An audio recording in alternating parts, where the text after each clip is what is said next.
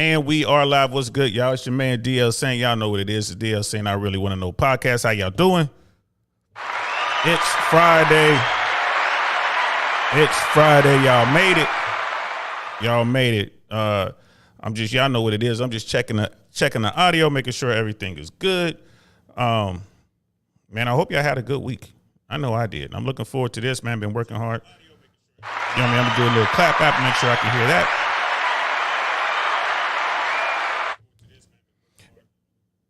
And I can. Looks like we are money. What's up, y'all? So, yeah, man, I hope y'all had a good week. I know I did. It's just always eventful. It is what it is. Just got to do the damn thing. Y'all know what it do. I see everybody's ready to get going. Blaze Lightyear, what's good?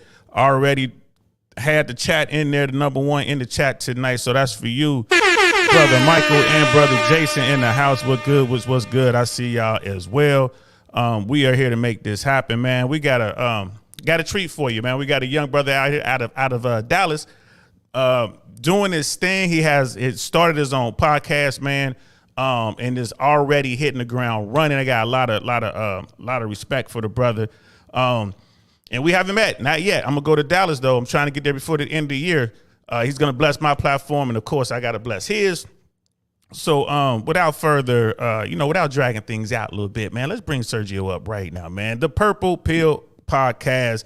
My man Sergio, what's good, fam? How you doing, man? That's for you. What's going on, everybody? What's up, bro? It's nice to be on your show, man. After watching for so long, it's nice to come and be a part of it, man.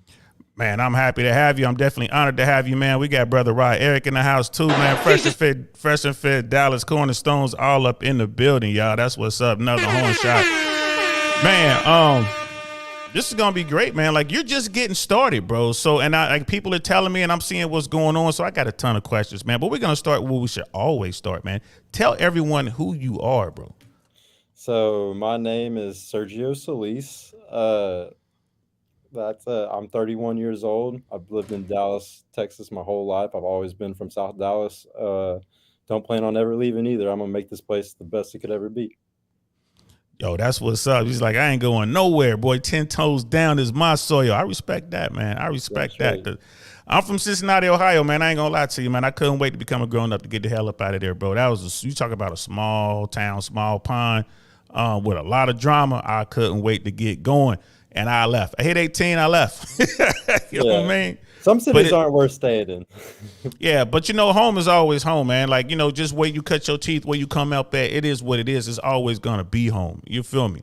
You know what I mean? But yeah, man. So why start this podcast, man? The Purple Pill Podcast. Why start it, man? What's it all about? All goes back to helping people at the end of the day. I've always been the type of person who want to help people. I'm very passionate about it in every way, shape, and form. I've always helped my friends with their relationships, and I've always been online and always been on forums on Reddit and stuff. I've always given advice on all different types of things and everything. I'm very obsessed with knowledge and just learning about everything. So I think this was finally the time where I was the age where it was time for me to give back and start pushing the knowledge that I've been absorbing back out to the people. And so I started the podcast to bring people back together. I think relationships are the true key to society going to the next level and being better than it is right now. And I'm going to do whatever I can on my heart to push everybody to get back into those relationships, be the ultimate matchmaker, teach people what they're doing wrong so we can go back to, how it used to be. That's what's up. And that brings me to my next question, man. What the hell is the purple pill, bro? I know what the red pill is. I know what the blue pill is. I even know what the black pill is. And I've heard people use the term, but I never got an opportunity to talk to any of them, man. What is the purple pill? I like AMS's definition the most. Shout out to you, AMS. Definitely just a red pill person that still chooses to be in relationships, because a lot of people that are red pilled, they're typically, not about the dating market right now. They're like, it's too hard, or, they don't make enough money, or it's not worth the time. So I really want to push people that even if they are red pilled, you still need to spend time with women. You still need to get into relationships. You still need to try to shoot for, what we naturally want, which is a relationship. I think every man truly wants that symbiosis with somebody else. And I really just want I want every human to reach that potential. That's what's up, man. Because I know there's a lot of folks in the space, in out there in the YouTube world. Because I move on in all facets of YouTube. I'm all over the place, man. You'll have me on like the manosphere side. You'll have me in like the mainstream media side of YouTube with my Hollywood friends and stuff like that. You'll have me in Black YouTube doing that thing. And I've had people actually, you know what I'm saying, get up in arms. They're like, oh, you're red pill. And they just start getting all mad. I'm like, bro. So when I talk about red pill, like to me, I look at it at the way it is intended to me, like from the movie The Matrix. Mm-hmm. I am definitely unplugged. I am definitely aware, and I accept there are differences. I accept, you know, the red pill truth when it comes to dating dynamic. I accept the red pill truth when it comes to race. I accept the red pill truth when it comes to finance. You know what I mean? Shout out to brother Andrew Tate, the have yachts and the have nots. I accept and understand that. Mm-hmm. You know what I mean? So I look at the red pill in that frame where I am truly unplugged and I'm not pushing back at all. I don't want to be the, you know, quote unquote, the blue pill people just plug me in and I'm just going to go along and just go with the flow. No, I understand that there are differences in all facets of life, but there are people out there who's like, you're a red pill, you're bad. I'm like, there's a lot of reasons to call me bad. Being red pill is not one of them. Yeah. You know what I mean? Like I know, again, I'm red pill when it comes to the gangster shit, right? Mm-hmm. I'm red pill when it comes to the political shit. I mean, I'm unplugged and understand all that. So that's what I'm pushing on this particular platform to show, hey man, like it is what you make it. And so you're saying with the purple pill, what you're coming from is, hey, I acknowledge that there's something going on in the dating market. The sexual marketplace seems to be out of balance. Let's try to fix it. And we don't want to use any stupid terms like let's make, you know, dating great again. We don't want to go there. But we want to we do want to make it better. We accept and acknowledge that there's definitely a difference, which I can tell you, young brother, as an old guy, I'm 52 years old. Yes, there is definitely a difference. Yeah. You know what I mean? No, yeah, I bet being your age, it's crazy to see it all. Oh man, it's crazy, but I understand. I accept it. You know what I mean? Yeah. And we got Blaze Lightyear came in and showed us, you know, live. I already gave you a little shout out from being the first chat. Now he's actually here. Brother Donnie's in the house. What's up, Fresh and Fit Dallas? All up in here, excited for the show. Purple Pill Pod is going to take over the Dallas content scene. Subscribe to the YouTube channel. Yes, I see Brother Rod has also dropped a link in there so people could go and try. Please go over, like, and subscribe. Hit the notification bell. Support the Purple Pill Podcast, man. Let's get those subs up. Let's get this brother monetized ASAP. We got Money Mike in the house. What's good, fam? It's like we lit. We most certainly are. We most certainly are. You know what I mean? And we got Cody is King in the house. What's good, fam? Thanks for coming through. I'll be seeing you now. Over here rocking with us over here on DL saying I really want to know podcast, man. And you know, people on MySpace call each other the Joes because of the military background. And you see it right here. You know what I mean? This is how we get down, bro. Because, you know, yes, I was in the military. I was a paratrooper. I've gone to war. I've done all that stuff. You know what I mean? And that's, again, I don't know anybody who's put their life on the line and come out of that situation and not be red pill, not be unplugged. You have to understand what's going on. Yeah. That's when you see reality right there. Yes, sir. Live in 1080p right there when you jumping out of an aircraft at night. You know what I mean? With just as much equipment as your body weight. Yeah, you wake up real quick. You know what I mean? You see people get mangled on the drop zone. You know what I mean? And then Blaze Lightyear, Michael Manistroke in the building. That's right. Love how these guys mispronounce it. Yeah. That's why I go with Brother Mike. You know what I mean? That's why I would go with Brother Mike. MCR don't even bother with my last name. And I see the love in the chat making it happen. And Cody is King, DL saying evening boss. All I look at red pill as in, am I reading this right? All I look at red pill as is as the metaphor it was used for, reality, nothing more. From the Matrix movie, I think people conflate it with teams. They do. People have made their teams, and you're absolutely right. I agree with you 100%, and I'm the same way. That's why I look at it simply being unplugged. I take it a step further. Uncle Saint is one of, like, in the later Matrix movies, which I didn't like, but the later Matrix movies, when you had the second Matrix, you had all these rogue programs running around. I liken myself to that. I'm a rogue program running around, trying to help out when I can and do what I can, and also stay under the radar, right? So the Agent Smith don't come get me. So So that's where it is right there, bro. So, and I know when we talked about this, we were chatting back and forth, and you mentioned, you definitely wanted to sit down and we could kind of have a debate, a healthy debate about the two trains of thought. And I'm open to that, bro. Absolutely open to that. So where did you want to start? Because normally I have a bunch of notes and I have stuff keyed up and ready to show, but I'm like, you know what? I just want to have a conversation. And then when we do a part two, like we'll do another interview either there or, on this platform, or I'll come to Dallas and we could continue the conversation. So what would you like to start? Well, to start, let's kind of go back to what you were talking about, like the red pill stuff. So I need to like focus my wording where I'm not against red pill because it is just like what Rolo and what other people would say is it's just I can't remember what term he uses, but it's just a way of seeing the world. It's not a rule set. It's not how you're supposed to live or anything. But it's what people do with it that I disagree with. Like black pillars is what I disagree with. MGTOW is what I disagree with because I don't think you should be black pilled. I think unless you have the worst genetic lottery ever, I think you can get in the gym or go get your money. I don't encourage the gym, but I think they can at least get their money up to fix their situation. And then same with the MGTOW. I think the MGTOW guys, I think they're giving up when they shouldn't be giving up. I think that they should be trying to solve the problem like a man should. And then also with the red pill stuff, like I'm a huge movie person. Matrix movies are by far some of my favorite of all time, like by far. Like first Matrix movie changed my life. But another a movie series that really changed my life since I was very young, my godmother showed me it whenever I was probably 3 years old, was Star Wars, and the original Star Wars too. And Luke Skywalker's journey, reading Joseph Campbell's book on the hero with 1,000 faces and stuff, and learning that story. George Lucas made that story because he read Joseph Campbell's book and he wanted to make the new hero's journey for the current time. That I really respect. Like, don't get me wrong, I love the red pill versus blue pill stuff, and everybody needs to be woke and everything. But there's levels to wokeness, as you can tell by the woke mob. So like, and they could even say that they're woke and blue or red pill to an extent if they chose the wording years ago.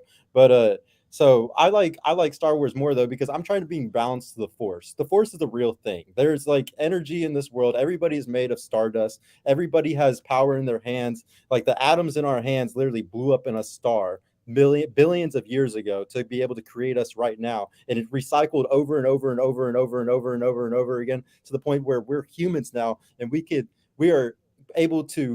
have consciousness, and we are able to think and know things and learn about the universe, and that force and that ability to be able to go out there and do things, like your hands have the ability to do amazing things, and your mind has the ability to think of incredible things, and I truly believe that we need to bring balance back to everything. Everything goes extreme. All life is this, that Carl Jung or anybody will tell you, any philosopher of thousands of years, it doesn't matter how far back you go in any religion or any philosophers over the last, 1,000 years, they're all going to say, life goes like this. There's extremes where it's up, where it's low. Duality is life. And that's all we're dealing with on a daily basis. We got duality in racism, duality in politics, duality in the sex debate. There's duality in all things, and I'm against the extremes of those dualities. I believe that true peace comes when we come together into the middle, and it doesn't matter which duality it is. And that's truly, if you want to say what I think is truly red pill or woke, it's understanding that the balance of the universe and trying to come back to that middle and trying to bring people back to the middle. And the pendulum's always swinging. Like it's swung very, very very, very extreme right now. You see how strong the woke movement is. You see how much cancel culture is. You see how strong red pill is right now. And everything is really extreme right now. But I see it all coming back to the middle because we're not going to be able to last forever having everybody single. It's going to destroy the world. If people stay single and they keep renting and they keep spending all their disposable income on bullshit and not starting families and not having kids and not doing what we did for thousands of years. I mean, I just shared a video today of Elon Musk talking about the population decreasing and how big of a deal it is, population collapse, and it's gonna come. If we don't do something right now and everybody start coming back together, it's gonna come. It's already happening in Japan. It's gonna come here too. It's happening in China too. It's gonna come here next. I feel you. And I can hear the passion, brother. I can hear the passion. I remember when I was young like you and I had that fire in my belly. Now I'm an old man. It's like, you know what? I only fight when I have to. But I feel you. And I'm going to push back, not because I disagree. It's because I want to challenge your thoughts and I want to see how well you have thought this out. And let's catch up with this with the chats. We got brother Smeebles in the house. What's good, fam? Good day, good day, good day, good day to you. And Cody is king. DL Sainer, much love. I appreciate that. Blaze like you're loving the Dallas Fort Worth energy. Let's make this city a high spot for the nation, gentlemen. That's it. And y'all can thank Rod Eric for that, bro. When it comes to this space, I really do believe. I believe Dallas Fort Worth is going to become a force to be reckoned with within the Red Pill Manosphere YouTube world. You know what I mean? Brother Jason, appreciate the love. We got Black Man Unfiltered in the house. What's good? Black Man Unfiltered Network. Yo, real quick, I gotta plug my man. I'm doing a podcast. Brother Sergio's doing a podcast. Black Man Unfiltered is doing a network, people. A network, right? This brother has so many channels he's doing right now on so many different topics, covering so many things that are mostly, we're going to keep it 100, mostly within the black community, but it speaks to all communities. Do me a favor right now, open up another page, go over to Black Man Unfiltered Network, subscribe, and hit the like button and watch what they got going on over there. If you want to know what black folks are talking about, if you want to know what the average run-of-the-mill African-American in America, the topics that they're talking about, go over there and find out. I'm over there as much as possible. You're going to see some wild shit. Them boys go over there. They go hard. You better not be soft. Don't be scared. Like they say in the movie, don't be scared and go over there. You got to know what you're doing. So shout out to Black Man Unfiltered. So we were talking about just now. You said a whole lot there. And I'm with you. But one of the things I wanted to point out, the Red Pill Community Slant YouTube is a very, very, very small percentage of what's going on in the world. Although for us, it's huge. This is what we do. Like, we're all around, we doing stuff. You look at what Pearl's doing over in the UK. And before I forget, in the chat, shout out where you from, y'all. Where y'all from? I know Australia's in here. You know what I mean? I think the UK's in here. You know what I mean? Tampa up in here. Florida's in here being represented. You know what I mean? I know Texas is in here. You know what I mean? So shout out in the chat where y'all from. You know what I mean? So there's a very small percentage. And like I said, I feel that fire. Right? So what are you going to do? Give me like two things you hope to do right now to start making a change. Because you're talking about like the population issue. Like, we're not reproducing. We're not making babies. True. And this is a problem in Japan. Yes, it's a big problem in China. You know what I mean? In other places. But here in America, people want to live here. So Americans aren't having babies, but people are coming to America and bringing babies. So I don't think America's ever really going to have that problem. But the problems we do have in America is obesity, right? Is education. Americans are fucking stupid. Let's just keep it 100, right? So what are we going to do about education? What are we going to do about getting people off their ass? Because I know you mentioned, you're not too crazy about the gym part, but that gym, that fitness component is huge. So I know I threw a lot at you. Let's just start with the first thing. What are you going to do with the purple pill to handle hypergamy? Well, see, hypergamy is a great thing. I'm not against hypergamy at all. I think it's the greatest thing to ever happen, and it needs to happen. Women need to constantly make sure that they have the best guy. There's nothing to solve on that front. I want it to stay the same. I don't okay. Let's peel that back a little bit. You want hypergamy to stay the same. Mm-hmm. But if hypergamy stays the same, want to create more incel type dudes, more losers, when people realize that everyone doesn't get a trophy? Because let's keep it real. In my generation, we had to earn ours. First, second, third. That was it. You want to get an award, you want to get a ribbon, you got to come in first, second, or third. That was it. After that, y'all lost. Everybody else lost. And it was only one winner. But y'all generation, everybody gets a trophy. And I think that plays into why there's so many dudes, so many incels, so many upset young men. Because they were told, you're fine like you are. You don't have to do anything. You can stay in mommy's basement and be a fat, disgusting nobody, right? And it's like, well, I get a dime too. No, you don't. So what would you say to that? Oh, I have a lot of these guys as my friends. I have a very heavy gaming culture of friends, and I've been heavily influenced that by most of my life too. And those people, I'm very close to them, so I know exactly what they're going through. And what it's really coming down to right now, for the first time in most of history, is privilege. There's a lot of people who are thinking, oh, my parents have a house, or my parents have this, or whatever, and when they die, I'm gonna get that. I have this little 401k with my business. Like they're settling because they're looking towards the future when generations before didn't have that privilege. Like my dad did not have the privilege to sit there and wait for my grandparents to die and him get a lot of money. Him and his brothers and sisters had to do insane amounts of hustles for them to build up to where they are at right now, and they're very successful.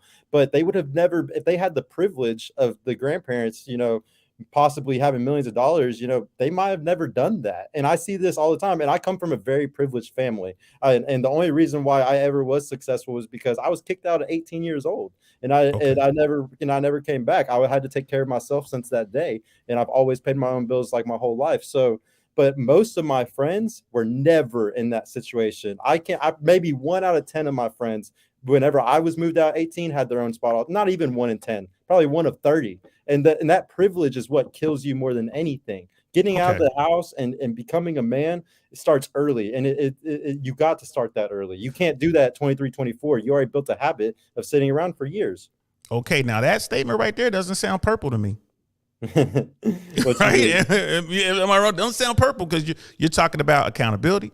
You're talking about making yourself the best version of yourself. Stop me if I'm wrong, right? You're telling these people, like, get out here and get it. Man the fuck up. So again, stop. That's very purple though. Like my theory is very based off every man needs to try harder than ever to be a man today, because there's so much in the 21st century. There's so much technology. There's so much knowledge. There's so much information out there. There's so many people that you're racing against in the rat race. You have to be better than ever. Like I'm telling guys to make $150K a year, which is hard as fuck to do. But every man needs to do that if he wants to be a provider today. We all need to take a step up. And I'm never gonna let guys sell. And like the gym is just one aspect of it. It's a baseline thing. Like if what Kevin Samuels would say, it was a baseline thing. It's not something you focus on and you go like, don't get me wrong. If you have an Instagram and you do the gym stuff because you're a coach, you're a gym coach, and you make money as an influencer or male influencer because you look really nice or something, totally cool. I get it. But there's a lot of guys that are doing that stuff and it's not for any type of benefit. It's just to get surface level things like women or something like that. And it doesn't even work half the time. It's like what Pearl said yesterday. Like most guys suck with their Instagram anyways. Like I would say 90% of guys suck at that shit, man. Yeah. And that's why good thing Myron and Fresh are here. They got that DMs on demand to help these people out. I had no idea. Again, I'm old school. This internet thing, I don't give a fuck, man. I'm gonna go talk to you, man. One of the things I preach over here is stop being a weirdo. So what I'm hearing from you is not purple, it's red, my brother. Now, so we're gonna get to so I guess red and blue make purple. So we're gonna have to get to the blue pill stuff that I guess purple. Remember what I told you though? Purple pill is red. Like I remember I told you what AMS's definition was. Purple pill is just a red pilled person that wants a relationship. To do relationships. Yeah, okay. I am very red pilled. Like I don't ever think. Yeah. And then let me tell you something else about my life. I have 4 sisters. I have 2 moms. I was raised in a hair salon. I have a daughter. I've had 5 serious relationships that I lived with the girls. Every best friend that I've had my entire life since I was young was a girl. I went to prom with one of my best friends. I'm very in connection with women. Very in connection. Like as much as it can be in somebody's life, in a male's life. And so that is why I'm naturally red pilled. I actually hate I hate Rollo's book for one reason, and it's because it's teaching people red pill when they need to go and learn it naturally. You will never get respect for reading a book about women and then trying to go get women. You will never gain respect that way. You will only get respect in this world when you naturally get it. That's another thing I teach. I am totally against social media. I'm totally against dating apps. I'm totally against anything that is digital in that way to get girls, because I've had so much success naturally, and I know that the women act different whenever you talk to them in a natural, normal, live environment. So I don't even encourage it. I think that shit is so surface level. I think that's why the world is messed up now, is because of Instagram, because of social media, because of dating apps. It's all that, like, that's what's ruined everything. If that wasn't here, we would still be using communities to date. We would still be dating within our community. Like, it's not the same anymore, and everything's ruined now because of it. I get that. Again, like I said, I'm here. So I'm like, okay, I'm listening to everything you said. But like you said, at the top of the show, you was like, well, a purple pill person is really a red pill person. You know what I mean? Because when I'm looking at this, I'm like, You know what I mean? I think there's gonna be some blue pill stuff. So back to your friends who are like the quote unquote we'll say the awkward ones. I don't want I call them weirdos, but I'm gonna try to soften it up a little bit. The awkward guys. You're nice. I'm being nice today. I'm out of respect for you, my brother. I got my young brother up here. I don't want to scare away any of them who might be ninja watching right now, right? You know, I'm scared to talk to Uncle Saint because they'll see me in the street, come up to me, and I'm telling you, I ain't on that bullshit. Don't be a weirdo. You a weirdo, you come up to me, I'm gonna tell you about yourself ASAP because I'm an old dude. But here's the thing, you know what I mean? And it's with love, fellas, because I grew up in the era where you got punched in the mouth, all right? You ain't make it out of kindergarten. You ain't make it out of elementary school without somebody punching you in the mouth. You took some licks and you gave some licks, right? That's missing in today's world, right? Maybe if dad may not have been in the home, but dad was somewhere and you had uncles and you had Mr. Jenkins and all them. When I was growing up, the two little boys had an issue, the teacher would let them fight. Y'all go ahead. Y'all go ahead and scrap. It wasn't about pulling out them things. It wasn't about the trigger. It wasn't about, beating somebody to death. There's two little kids out there. They scrap it up. They get finished scrapping it up. They stand up and they shake each other's hands. Done. That ain't a thing no more. Yeah. So now your friends who are in the basement, these privileged guys who thinks everyone gets the trophy, right? That are awkward. You're telling these dudes to get out the basement? Or are you telling these dudes to level the fuck up? What are you telling them? Oh, yeah. Well, the people that have been my friends my entire life, it's one of those things where they're not going to, we've been friends our whole lives. They're not going to take advice from me because. Why wouldn't they, though? But see, that's another thing, too. Why wouldn't they take advice from you if y'all dudes like that? I listen to my people all the time. Because blue pill, you know how blue pilled people are. They're living in their own matrix, in their own reality, and you can't tell them, what to do or how to change. Like I trust me, I've been like I explained this in the Dallas Freshman, with shout out to the Dallas Freshman Fit Discord and all the boys up in there. I tell this to them all the time. I respect them way more. I get way further with them than I would ever get with the guys that have been my friends my whole life since we were in elementary school, because they're just normal blue pilled men that are just happy with just going through life, playing video games, getting that money or that house from their parents when they die off or something, and they're okay with that. And that's the problem, though. Like, there's a lot of people that are comfortable like this, and there's a lot of people that they might have those same privileges, and I know a lot of guys that have those same privileges. Like, they're like, oh, as soon as my mom and dad die, I'm good. I don't give a shit about nothing. And they're going to the club every weekend, spending all the money that they make on bottles. They don't have a 401k. They don't have HSA. They don't have an IRA. They don't have none of that shit. And there's tons of people doing that shit too. Privilege is literally one of the biggest things ruining the world. Privilege is massive, and it causes so many people to lie. Think about how many people have businesses and shit, and they don't make no money or whatever. They live at their mom's house, but they're just trying to be photographers or something like that. And they're just sitting there scamming people. Like, don't get me wrong, they might be a good photographer, but they're not as good as the guy that's literally making so much money. He has a studio. He's doing weddings every weekend, like. And you can go to that guy for $1,000, or that scammer who's going to charge you $700, who lives with his mom, and he actually sucks. And there's tons of people like this. This privilege has ruined the fucking world. And it's also based off the dollar being so devalued to the point that a lot of these kids feel like they don't have any other choice but to stay with their parents after they graduate. I had tons of friends like this, that when they saw I went and got my first apartment for $900 a month when I was 18 years old, they're like, that's 2 weeks of my paychecks. I would never do that. I didn't have a choice at the time. I had to fucking do it. But none of my friends would have done that shit. That's real talk. I see Tobias the Traveler's in here, my man. Dusto's in the house. Shout out to y'all, man. That's for y'all, bro. You know what I mean? I appreciate the love of everybody coming in here. Black Man Unfiltered Network. He's in Dallas, bro. If so, we need to link up. Yes, I'm definitely going to get y'all linked up. And you also need to holler at my man, Rod Eric. They're making these young brothers are doing big things in Dallas. I don't even know why I didn't think about this. I should have told you about this a long time ago. This is why this is why we support each other. This is why we come through. Okay. Again, what I would say to you as a young man, because I see all the fire, man. I feel it. I feel the fire. But a lot could be missed in the passion. That's why you notice I keep slowing you down. Like, okay, slow down, and let's get back to the points. So these young dudes, these privileged dudes, which is hilarious to me that poor people think they're privileged. That's definitely an American phenomenon that blows my mind. Like, how the hell you think you privileged, bro? You know what I mean? Y'all ain't got shit. Well, a lot of these people don't know they're privileged. Like, they're not thinking in their head, oh, I'm going to take my parents' money. Like, they're not thinking, oh, I'm so lucky and privileged. Like, this is a thing that unless you're red pilled in some way or something, or like I'm very good at noticing privilege because I've been in business for 10 years. I failed at 9 businesses before I was successful with my one jewelry business. Like I'm one of those people that has gone out, failed a lot, done a lot of shit, lots of hustles. I've tried a lot of different things, and I've learned very quickly how to tell who's really self-made and who isn't. It is very the more you go around out here, the more you notice a lot of people got their parents' money, they're faking their life, or there's a lot of fake shit going on today. And I've had to learn the hard way by shitty business partners, doing business with shitty people. There's all types of shit, and like I don't trust nobody anymore because of that shit, especially when it comes to business stuff.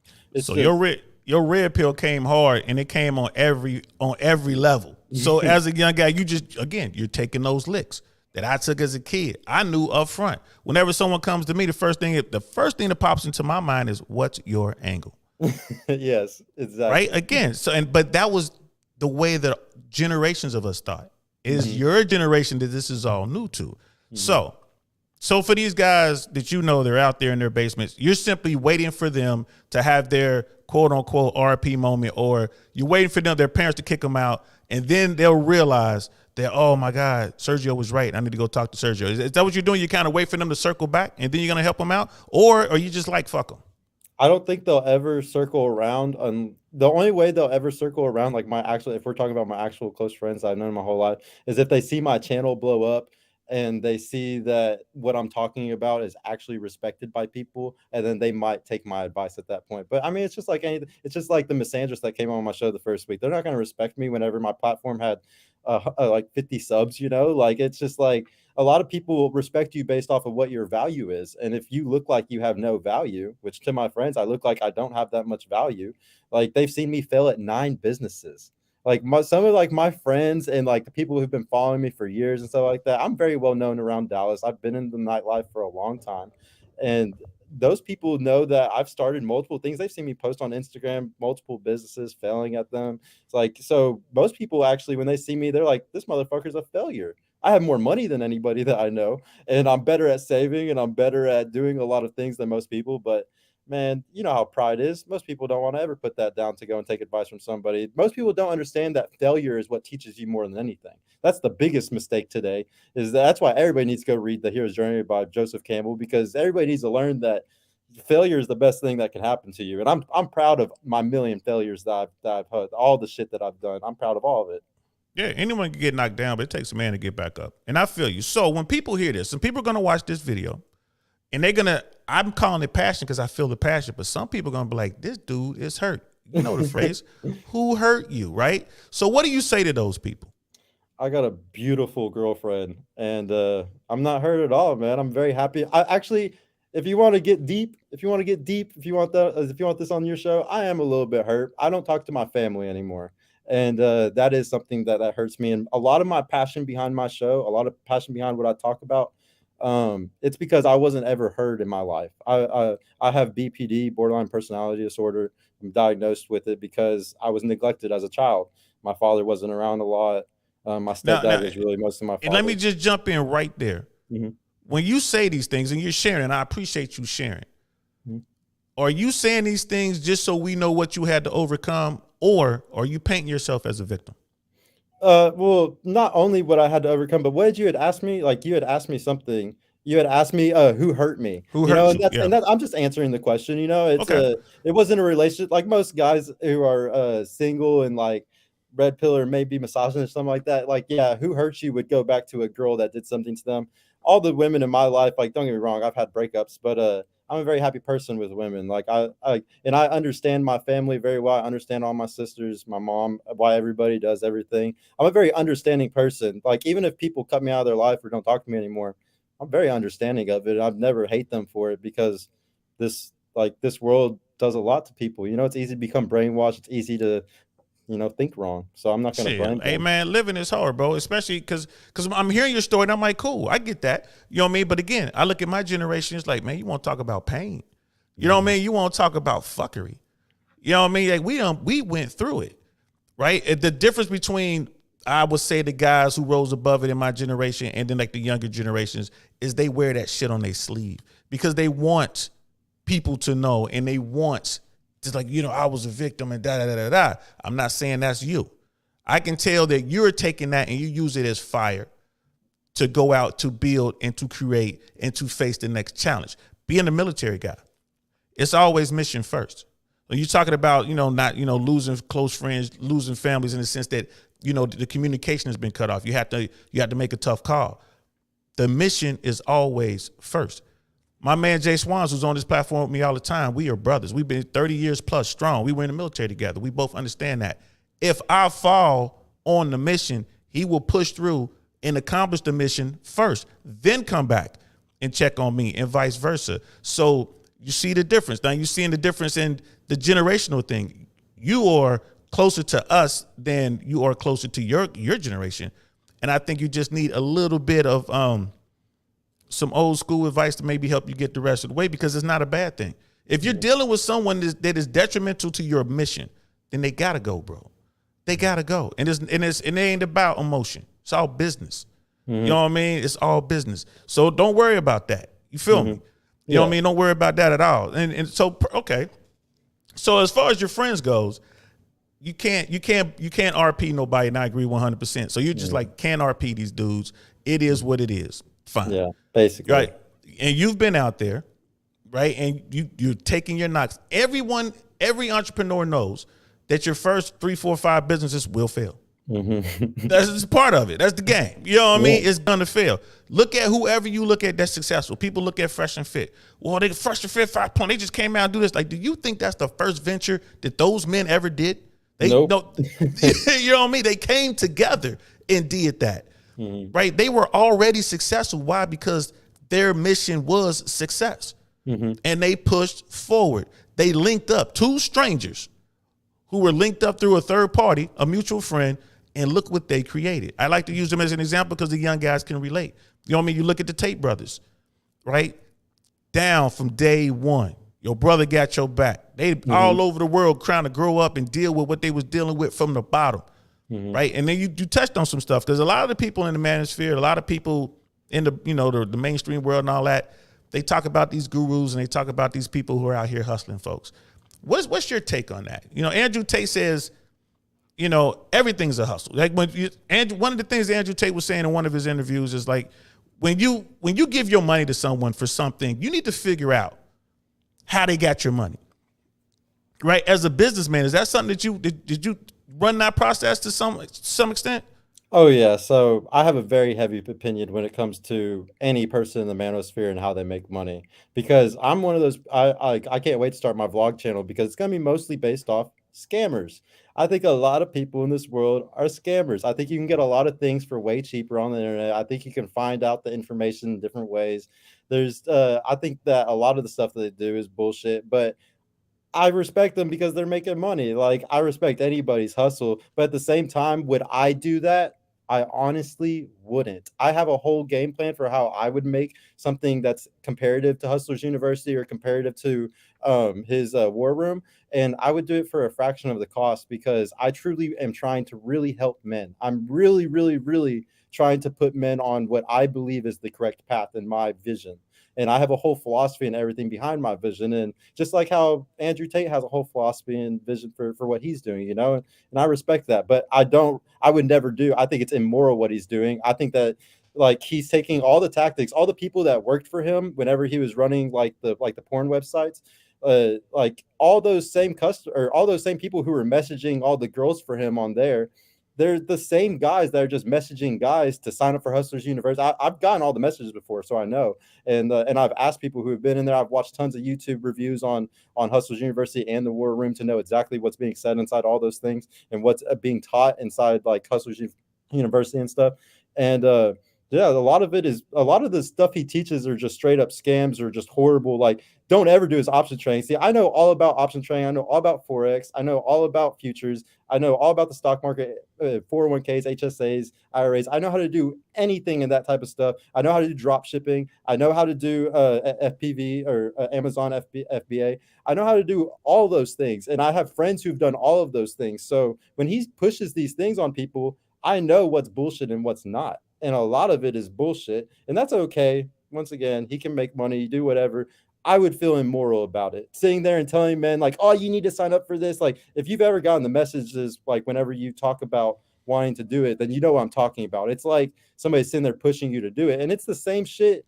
That's the same dudes that were messaging on the porn websites to simps saying, hey, come on, send me $20 more, daddy. Like, it's, to me, it's the same shit. It's no different than the OnlyFans. Like, it's no different than OnlyFans. Like, a guy who goes and spends money on OnlyFans having a parasocial relationship with a girl and he thinks that the messages he's receiving is directly from her, there's no difference to me than him having a parasocial relationship with Tate or any of the other Manosphere guys.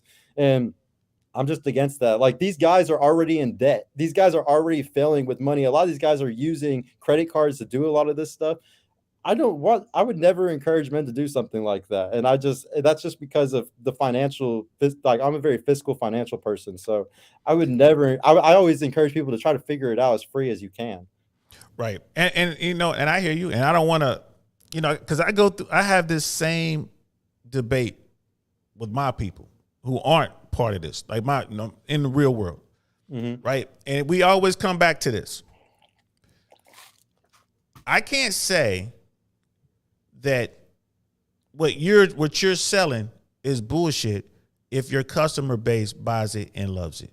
Mm-hmm. True. I can't say that, right? You know, if everything you just said, 100% facts as far as this is information you can get, you can learn this over here, you can learn that over there, you can do this, you can do that, right? The guys like, okay, well, they made their money off the cam business. Okay, I look at Twitch right now. Twitch is getting all their money from who? Them same dudes. Them same dudes. It's like, okay, why did they want Andrew Tate wiped away from their social media? Because he's chipping away at their money. You know what I mean? It's the same thing. They got their block sold up. Here come a dude, got the same product for half the price or a quarter of the price. Come on over here and get this for $50, $60 a month. You over there spending $500 a month. I got that fire over here. Why do I say it like that? Because I was in the streets. You know what I mean? I know what it is. All the product comes from the same place. Everybody down here, they just trying to get it off, you know, the way they can get it off. Yeah. Some people going to step on it. Some people going to keep it pure. And it sounds like to me, you're like, well, I'm going to give it to you pure. Okay. But the other guy, he got girls too. So I'm just saying it's an uphill battle. And I hesitate. I really don't like passing judgment on anybody, man, especially in the streets that I came up in. Because people going to tell me selling drugs is wrong. Drugs is illegal. We're going to lock you up for selling drugs. Okay. But Big Tobacco is selling the worst drug known to man. Right? And they sitting in bed with the politicians. Yeah. You know what I mean? So they can get them billions and I can't come over here and give me a couple $1,000 out of the deal. Come on, man. I'm a bad guy now. At the same time, it's horrible because you're destroying your community. You know what I mean? Well, so, I have nothing against what he's doing. Like, I have a very like business mindset when it comes to whenever I see Andrew do something like that. My brain instantly when I saw what he did was, I'm going to do this better and I'm going to do it for cheaper. That's what. So some people have that kind of mindset when they see that stuff.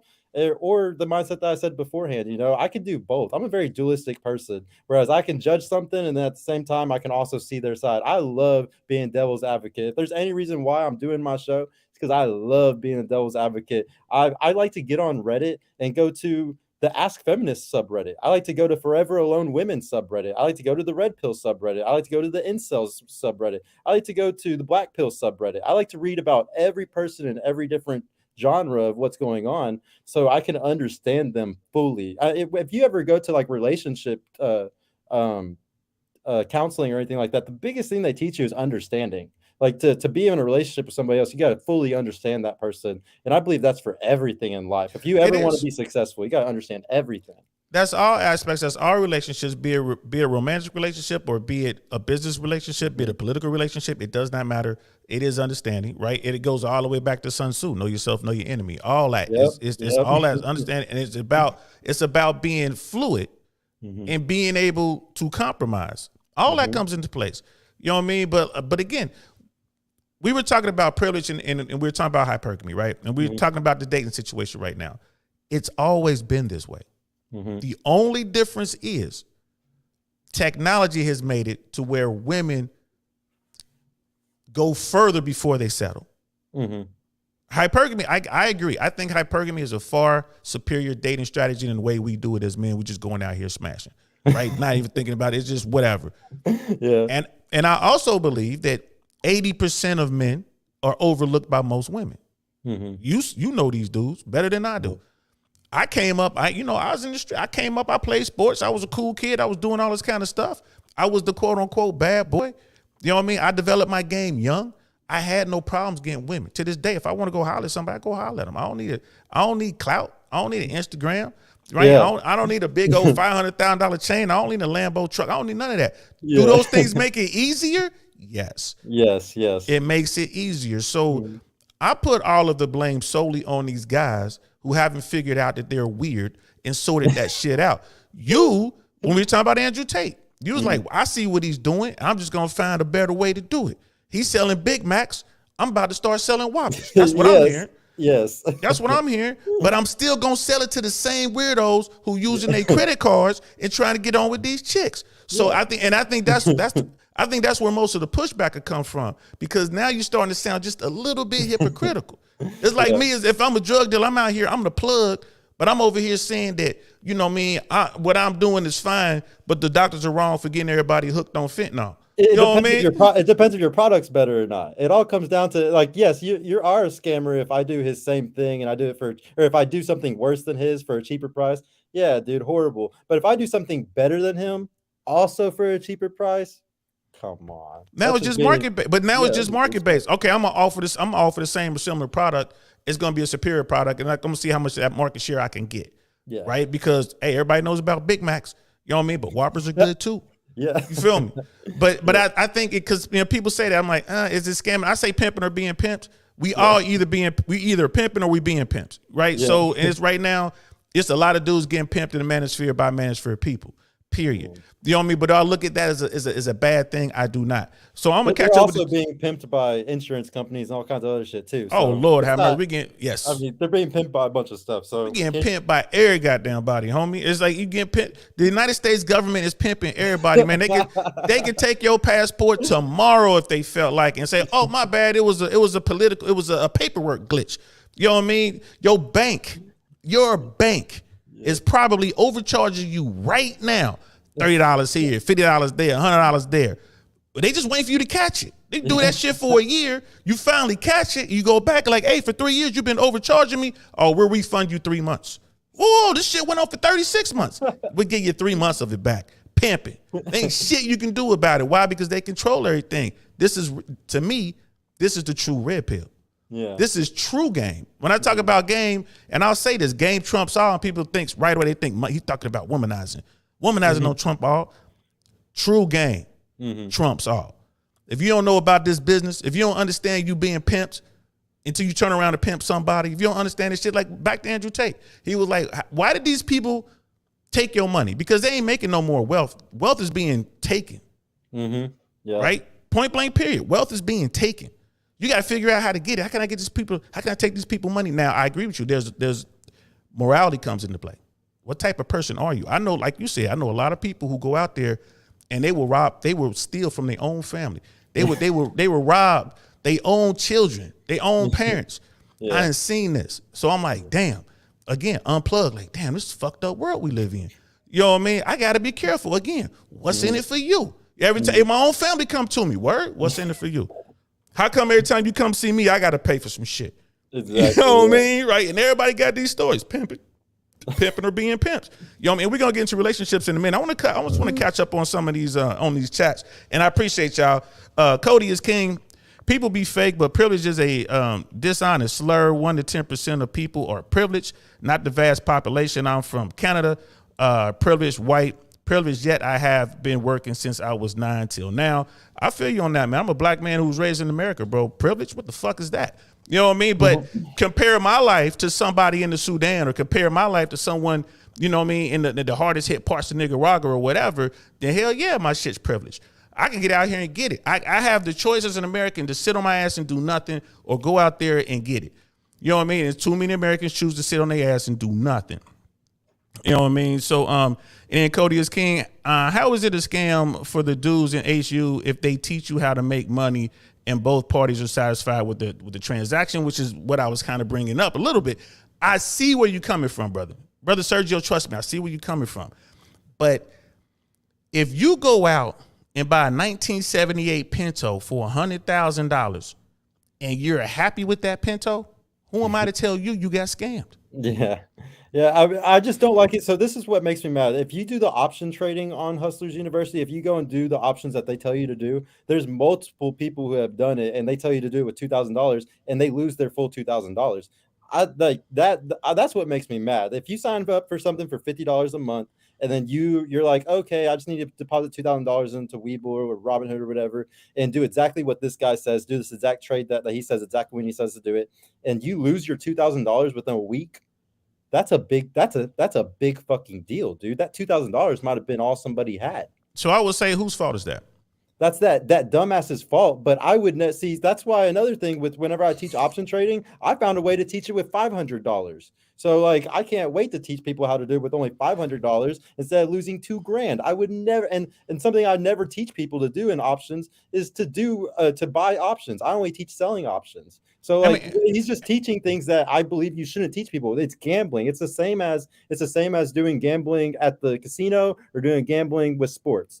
And he should just say that in the video. Say, hey, FYI, guys, put $2,000 into this, but this is gambling. If you're cool with doing that, cool, do it. But he doesn't do that. Hey, and like I said, bro, they buying $100,000 Pinto and they're happy to have it, bro. They're happy, yeah. They're happy to have it. Yeah. You're a grown ass man. Let them do it. Yeah. Point blank. Period. Mm-hmm. All right. Let's say I were in Hustlers University, which I am not. Mm-hmm. But let's say I was in Hustlers University, and I'm looking at this. Right. I'm not just gonna dump money into it. I'm gonna go research it. Let me go out here and see what this is about. Oh shit, man, this is kind of like gambling. I might win. I might not win. You know what I'm saying? This is like gambling. Shit. Do I want to do it? If the answer is yes, then I put the money in. If the answer is no, and you're going to be doing the same thing. You're going to offer a course that's going to teach you shit. And I would say to the people who come to your course, they're like, man, you better think about that shit. Look at it. All right, now go do some independent research and come back. And, because when you're talking about the stock market, it's all gambling, bro. Mm-hmm. It's all gambling. And you ain't working with a golden parachute. You ain't Goldman Sachs. You know what I'm saying? You ain't JP Morgan Chase. You know what I mean? You can't crash the economy and have the government come bail your ass out. It's all gambling, bro. Yeah. You know what I mean? That's all. Look at crypto. Yeah. People hit me. Yeah. You know what I mean? Again, and again, if you follow a lot of Andrew Tate shit, again, I'm trying not to. I don't want to seem that I'm defending him.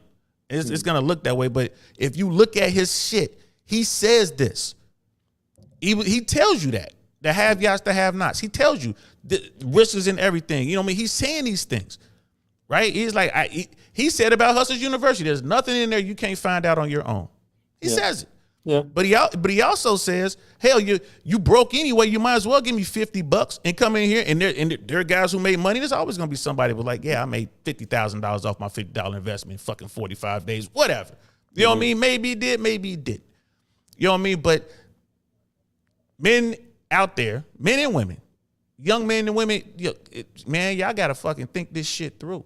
Everybody want to hit that lick. You know what I'm saying? If you want to gamble with your life, you really want to gamble with your life, shit, go get yourself a brick. You know what I mean? Go out there and cook it up and see what you can do. If they catch you, you getting football numbers. Now, y'all, I'm just talking shit. I'm not encouraging y'all to go out there and sell illegal drugs. I'm not encouraging that. But y'all get my point. You know what I mean? If you want to take risk, go fucking take a risk. I was a parachute. Go ahead.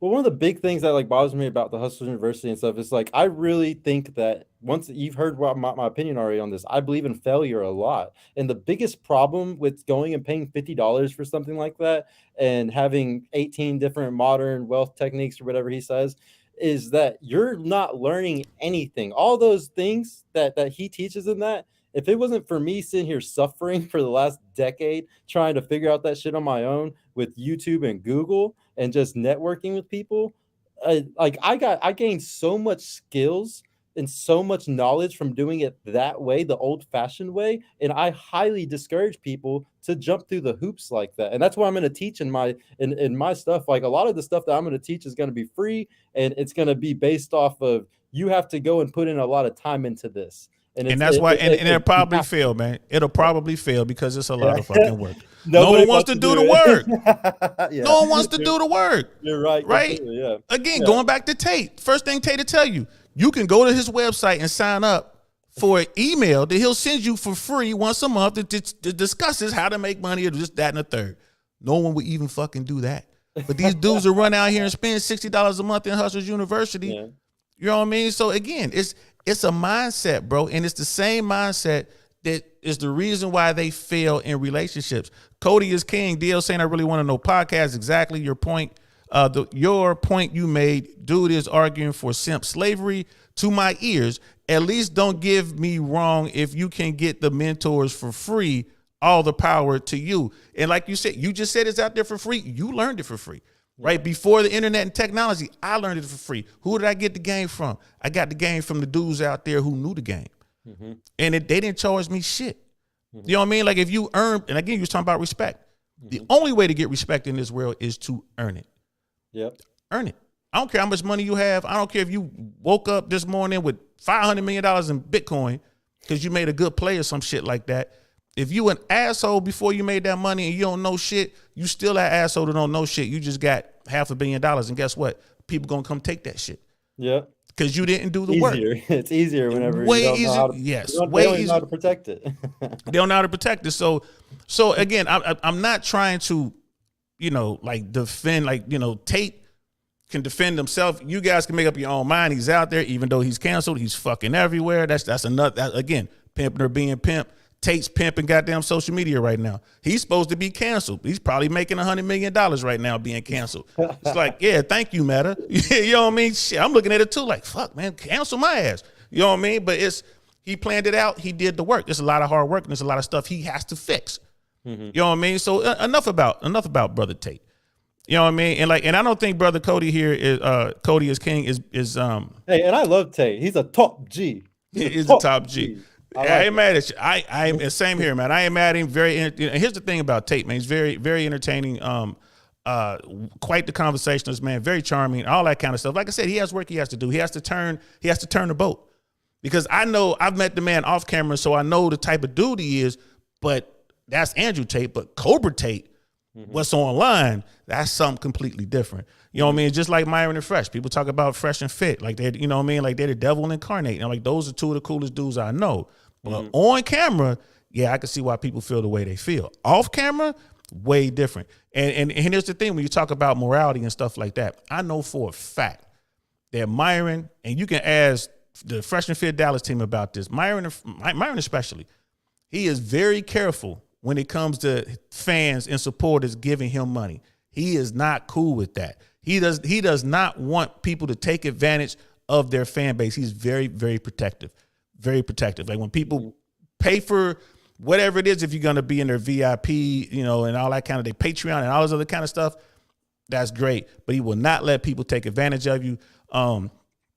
So I got, my hats off to that, man. But then I have some people who are like, well, he could go further. They can do this, they can go that. Come on, man. Everybody can go further if they want to. You know what I mean? It's on them. Relationships, bro. Relationships.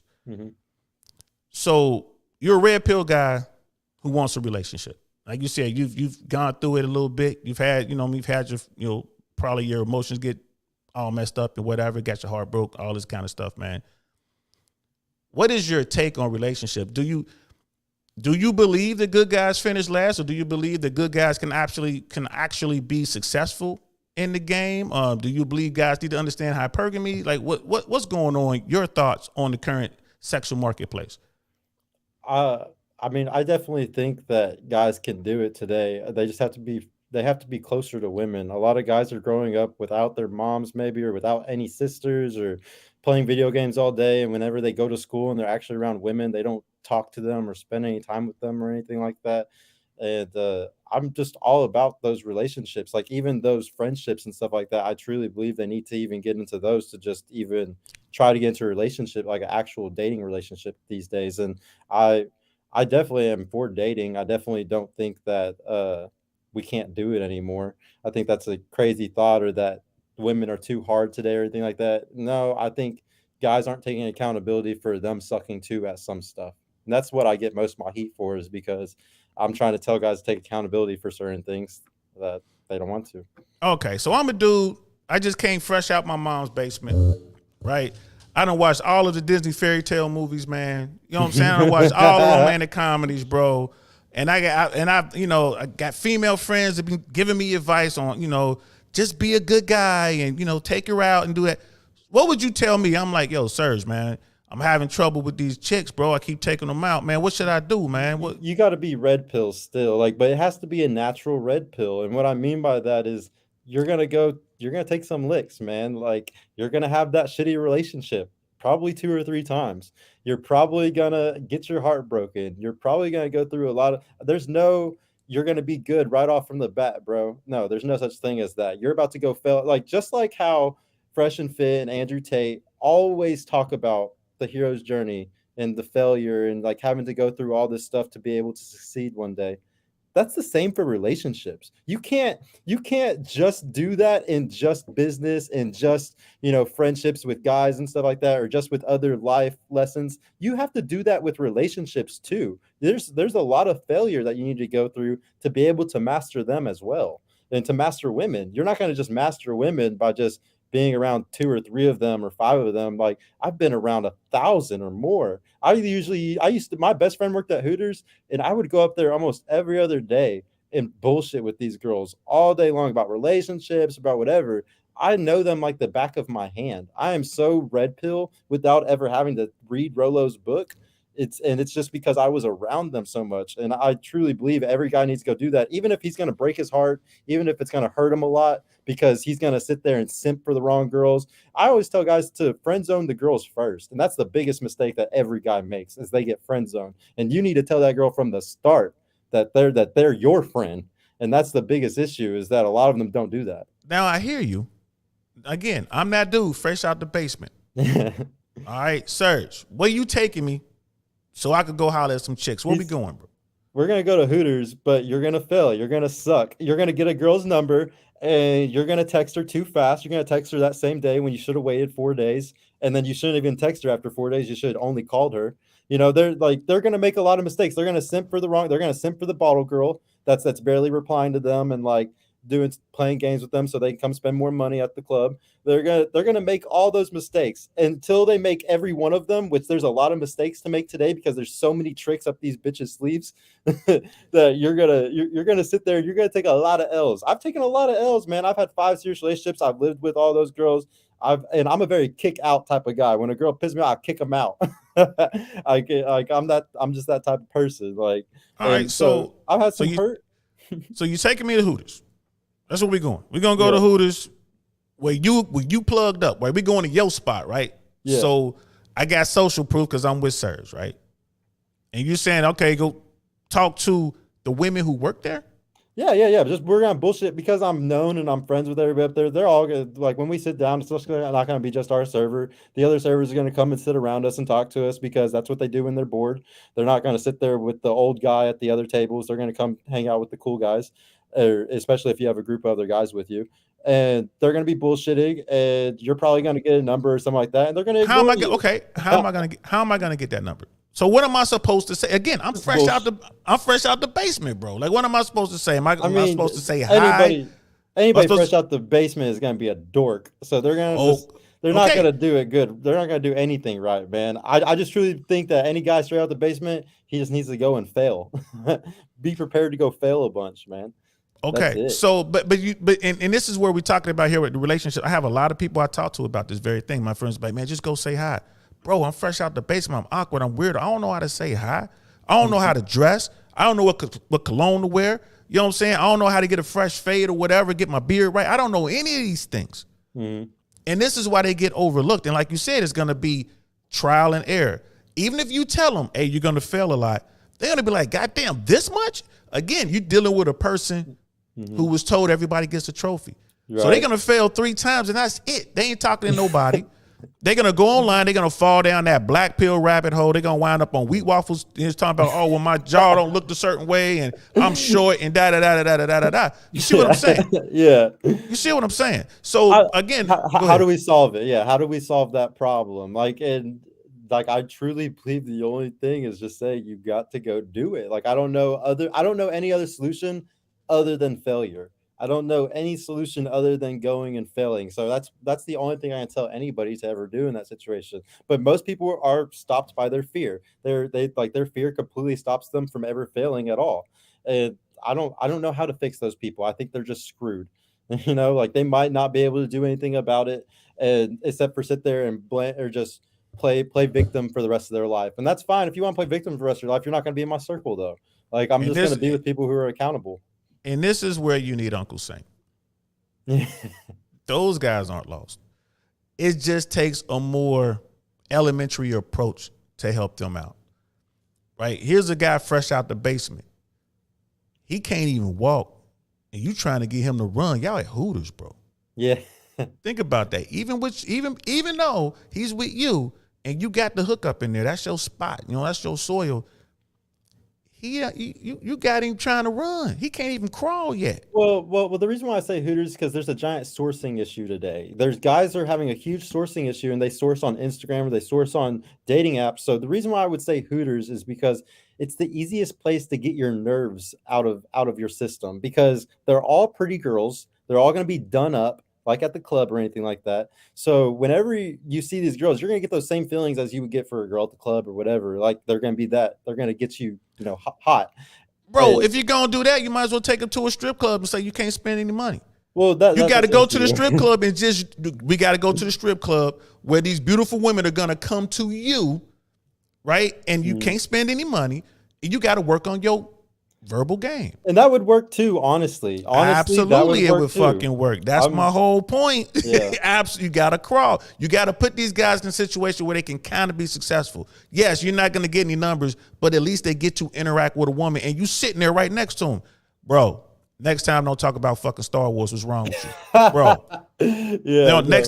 Bro. Next time don't tell her about your goddamn whatever collection, y'all, your fucking superhero collection, bro.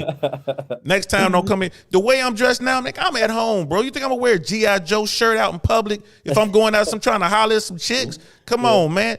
See, and this is my thing with the manosphere and the whole purple, red, blue pill, fucking banana peel, all this shit. How did I learn it?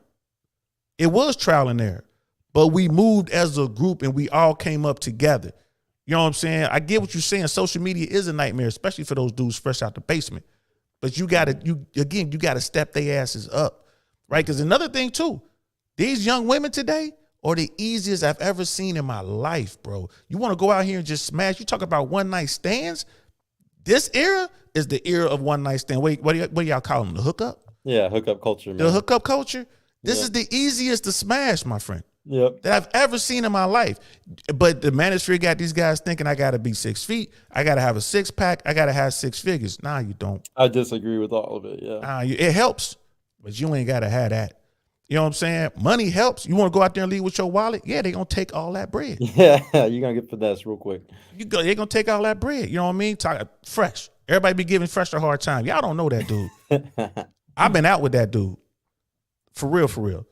That guy's game is second to none. He runs his own game. I've seen this type game before. He knows what he's doing, right? And the proof's in the pudding.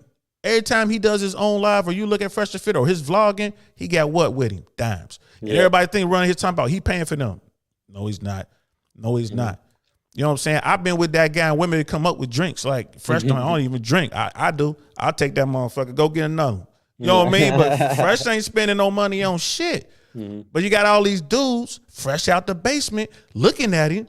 Well, he's not 6 feet. He ain't got a 6-pack.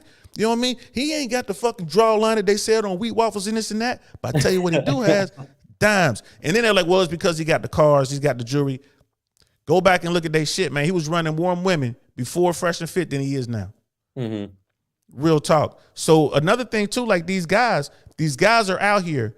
They're fresh for the picking. You know what I mean? Not just for the women, but for the dudes. And this conversation is a really good conversation because I hope some of these dudes are listening. You know what I'm saying? You out here acting like a mark. You know what I mean? You out here getting smashed by everybody, right? And you ain't doing no smashing, right? Everybody pimping your ass. Step your game up, bro. You know what I mean? Get out there. Go to the park. Learn how to have small talk. Learn how to make a woman laugh. Sorry, that's how I would say start. You know what I mean? So again, when I hear your passion, I listen to it. I'm like, I hear what you're saying, bro, but I don't hear any real action behind it. You Mhm. feel what I'm saying? I gotta say, tell me, I'm fresh out the basement. Tell me what to do. We going to Hooters, bro. I'm about to be broke in 6 months, man. One of your girls gonna run my pockets, bro. You know what I mean? It's gotta happen because he's never gonna get that emotion in his gut of I'm never doing this again if that doesn't happen. See, If she like, run my pockets, I ain't never doing it again. Come on, bro. We I can't mean, start there. You taking me to the Super like Bowl, man. one of the Shit. big, what, especially like this is one of the biggest things I teach people also is like, especially in business, you gotta learn to take the lowest L's possible. You gotta learn to take L's, but the cheapest L's. Like one of the things I used to always say, sometimes you gotta pay to get people out of your life. The goal is to make that the cheapest price possible because Mm. sometimes there's that person like they can get you this time for $500. They might get you for $5K next time, you know. So sometimes like I'm happy with that $500 loss. It's like he could have got me for worse later. I hear So what you're saying because brother Cody is King said it right here. No risk, no reward. Hey, y'all, I'm sorry, I'm way behind on the chats, y'all. My bad. I'm not gonna be able to read all these. I'm not. I'm gonna show them all. But I'm just really into this conversation because here's the deal, y'all. And here's the deal. This platform, I talk about a lot of things, but when we talk about this shit right here, this is the one thing that I really want to change. Right? You dudes, you weirdos out there, you basement dwellers out there. You know what I'm saying? What y'all need to do is y'all got to find some people that you respect, that know you and respect you, and they're good at women, and you got to go observe them dudes. You got to watch how they get down. You have to dress properly, right? You got to put the smell good on. You got to work hard and have you some money, and don't spend your money on no chick. None. Don't even buy them a drink. Don't buy them nothing, bro. Sit back and listen and watch your man do his thing. That's where you start. That's where you start. Surround yourself. Like if I want to be a millionaire, I need to surround myself with millionaires. Right? If I want to learn how to talk to women, I need to surround myself with womanizers. I need to understand as men how y'all getting down. Okay, I see how this works. Okay, I see how that works. Man, he fearless. This dude's short. He kind of chubby, but he just walked out the club with the baddest chick in here. How the fuck did he do that? mm-hmm. Right? It's a fucking skill. Mm-hmm. It's a skill. You know what I mean? So again, that's why I wanted to hear that. I'm like, bro, it's not that simple. And I say it to my friend all the time. My buddy's like, well, just go up and say hi. I'm like, my dude, you 6'3", 225 pounds. You know what I mean? You got stories out the ass. You ain't boring. You ain't weird. Yeah, you can go up and just say hi. And she gonna drop her drawers and come home with you. But the average dude can't do that, bro. Mm-hmm. You know what I mean? The average dude can't do that. You know what I mean? So that's what if you really want to help these guys, like we said, hypergamy, we get it. But there are hacks around hypergamy. I can't tell you how many good girls I've been with. That was another thing that opened my eyes about the dating world. The girl next door, the preacher's daughter. I can't tell you how many of them got down. The difference between what I went through back then in the 90s and what's going on now is these damn phones. These women are fucking filming this shit.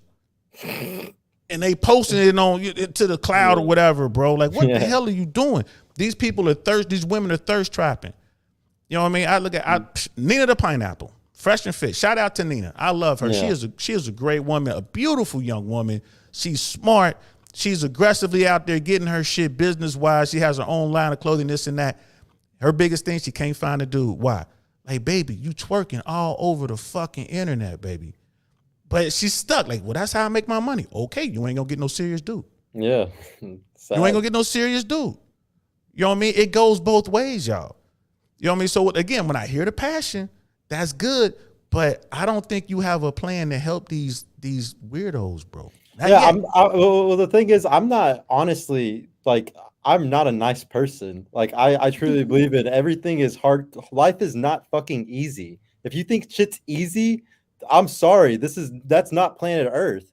We were dying for thousands of years out in the wilderness. We're lucky as fuck to have it as easy as it is right now. We're so privileged today compared to what our ancestors went through. If you're still crying and complaining in the basement, I have no sympathy, no empathy at all. I really don't. Right, but we talking about the dude who's climbing out. I'm talking about the guy who's climbing out the basement. It's like, yo, Serge. Well, I'm proud of him, and I'm gonna sit there and I'm gonna take him to Hooters when he wants to, or I'm gonna, I'm gonna give him advice if he needs it. If he's talking to a girl, or if he sends me screenshots of their messages, or something like that, I'm gonna help him the best I can in those ways. But in reality, the best thing that can teach that motherfucker is him getting out there and failing over and over and over and over and over and over. I can say it 1,000 more times.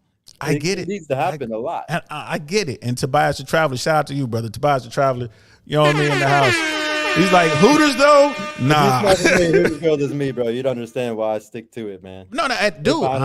And that's fresh pickings. What guys got to understand is y'all have a sourcing issue. If you go to somewhere like Hooters, they hire new 20-year-old girls every fucking week.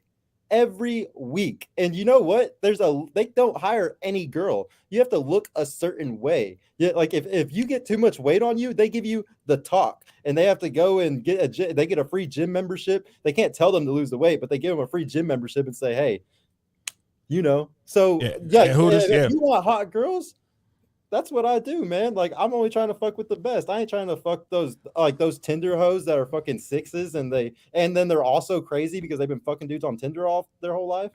Okay, now let's move to the next part, because now we get same dude. I'm trying to climb out the basement. Brother Sergio took me to Hooters, right? I got wrecked because when Sergio there, they treat me with love, but when Sergio ain't there, I get wrecked. It's all about the money. They won't even come over to the table unless I'm buying everything and buying shots, this, that, and the third. You know what I mean? I got a little bit of money. You know what I'm saying? I'm not obese. I'm starting to trim down. You know what I mean? And but no one told me about the being socially calibrated. You know what I mean? No one told me about it. And I'm getting wrecked, like you said. I'm failing over and over and over. So what do I do? Because I got a little bit of money. I climbed out of the basement, got me a little studio. Got myself a nice little job. I got a little money. What do I do, Brother Sergio? I take my ass to Colombia. Right? I got a good argument for the passport, bro, stuff. But here's the thing, though. I take my ass to Colombia, right? And what happens on that investment? I invest, let's say, $1,200. I go down to Colombia. The dollar's strong as fuck right now. I go down there, and I'm smashing chicks that's shitting on everybody that you kick it with at Hooters. I'm at the Hooters in Medellin. I'm in Parque Legeres at Hooters. Right? I'm right there chilling where I've been, right? And I'm here to tell you the most beautiful women I've ever seen that work for Hooters work in that restaurant. Don't take my word for it. Go to YouTube. You can see it for yourself, people. I'm down there. And if I throw a rock, it's gonna hit a 10.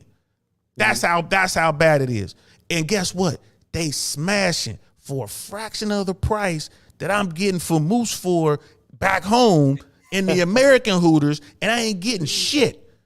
So, why shouldn't I do that, brother? I have 2 words for people who have to go out of the country: cowardice, and lazy. It takes a level of bravery to stay in the United States today and still want to date here. And a lot of those guys don't got it.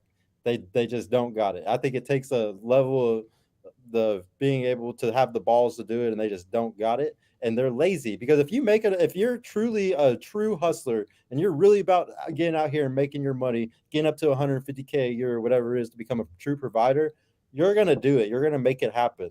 But if you're like, no, I'm always gonna make 40K a year, I'm never gonna make more than 50K a year, or I'm happy with only doing that much, and you're cool with going to another country and doing the same thing, like somehow making it work down there, which I don't know how anybody can do it unless they're some kind of job that's mobile or, YouTuber or something like that. I just don't see why you do that. And it's just like, America is the greatest country in the world. People die to come here. It's from being in the military or how serious it is, how great of a privilege it is to be in America. And you literally went and put your life on the line because you care about that so much. And a lot of people put their life on the line just to come here from Brazil, from South America. And why would I run away from here when people are dying to come here just so I can go smash a girl? Or just now, if you want a true traditional woman, or maybe you speak the language or something, I totally get it.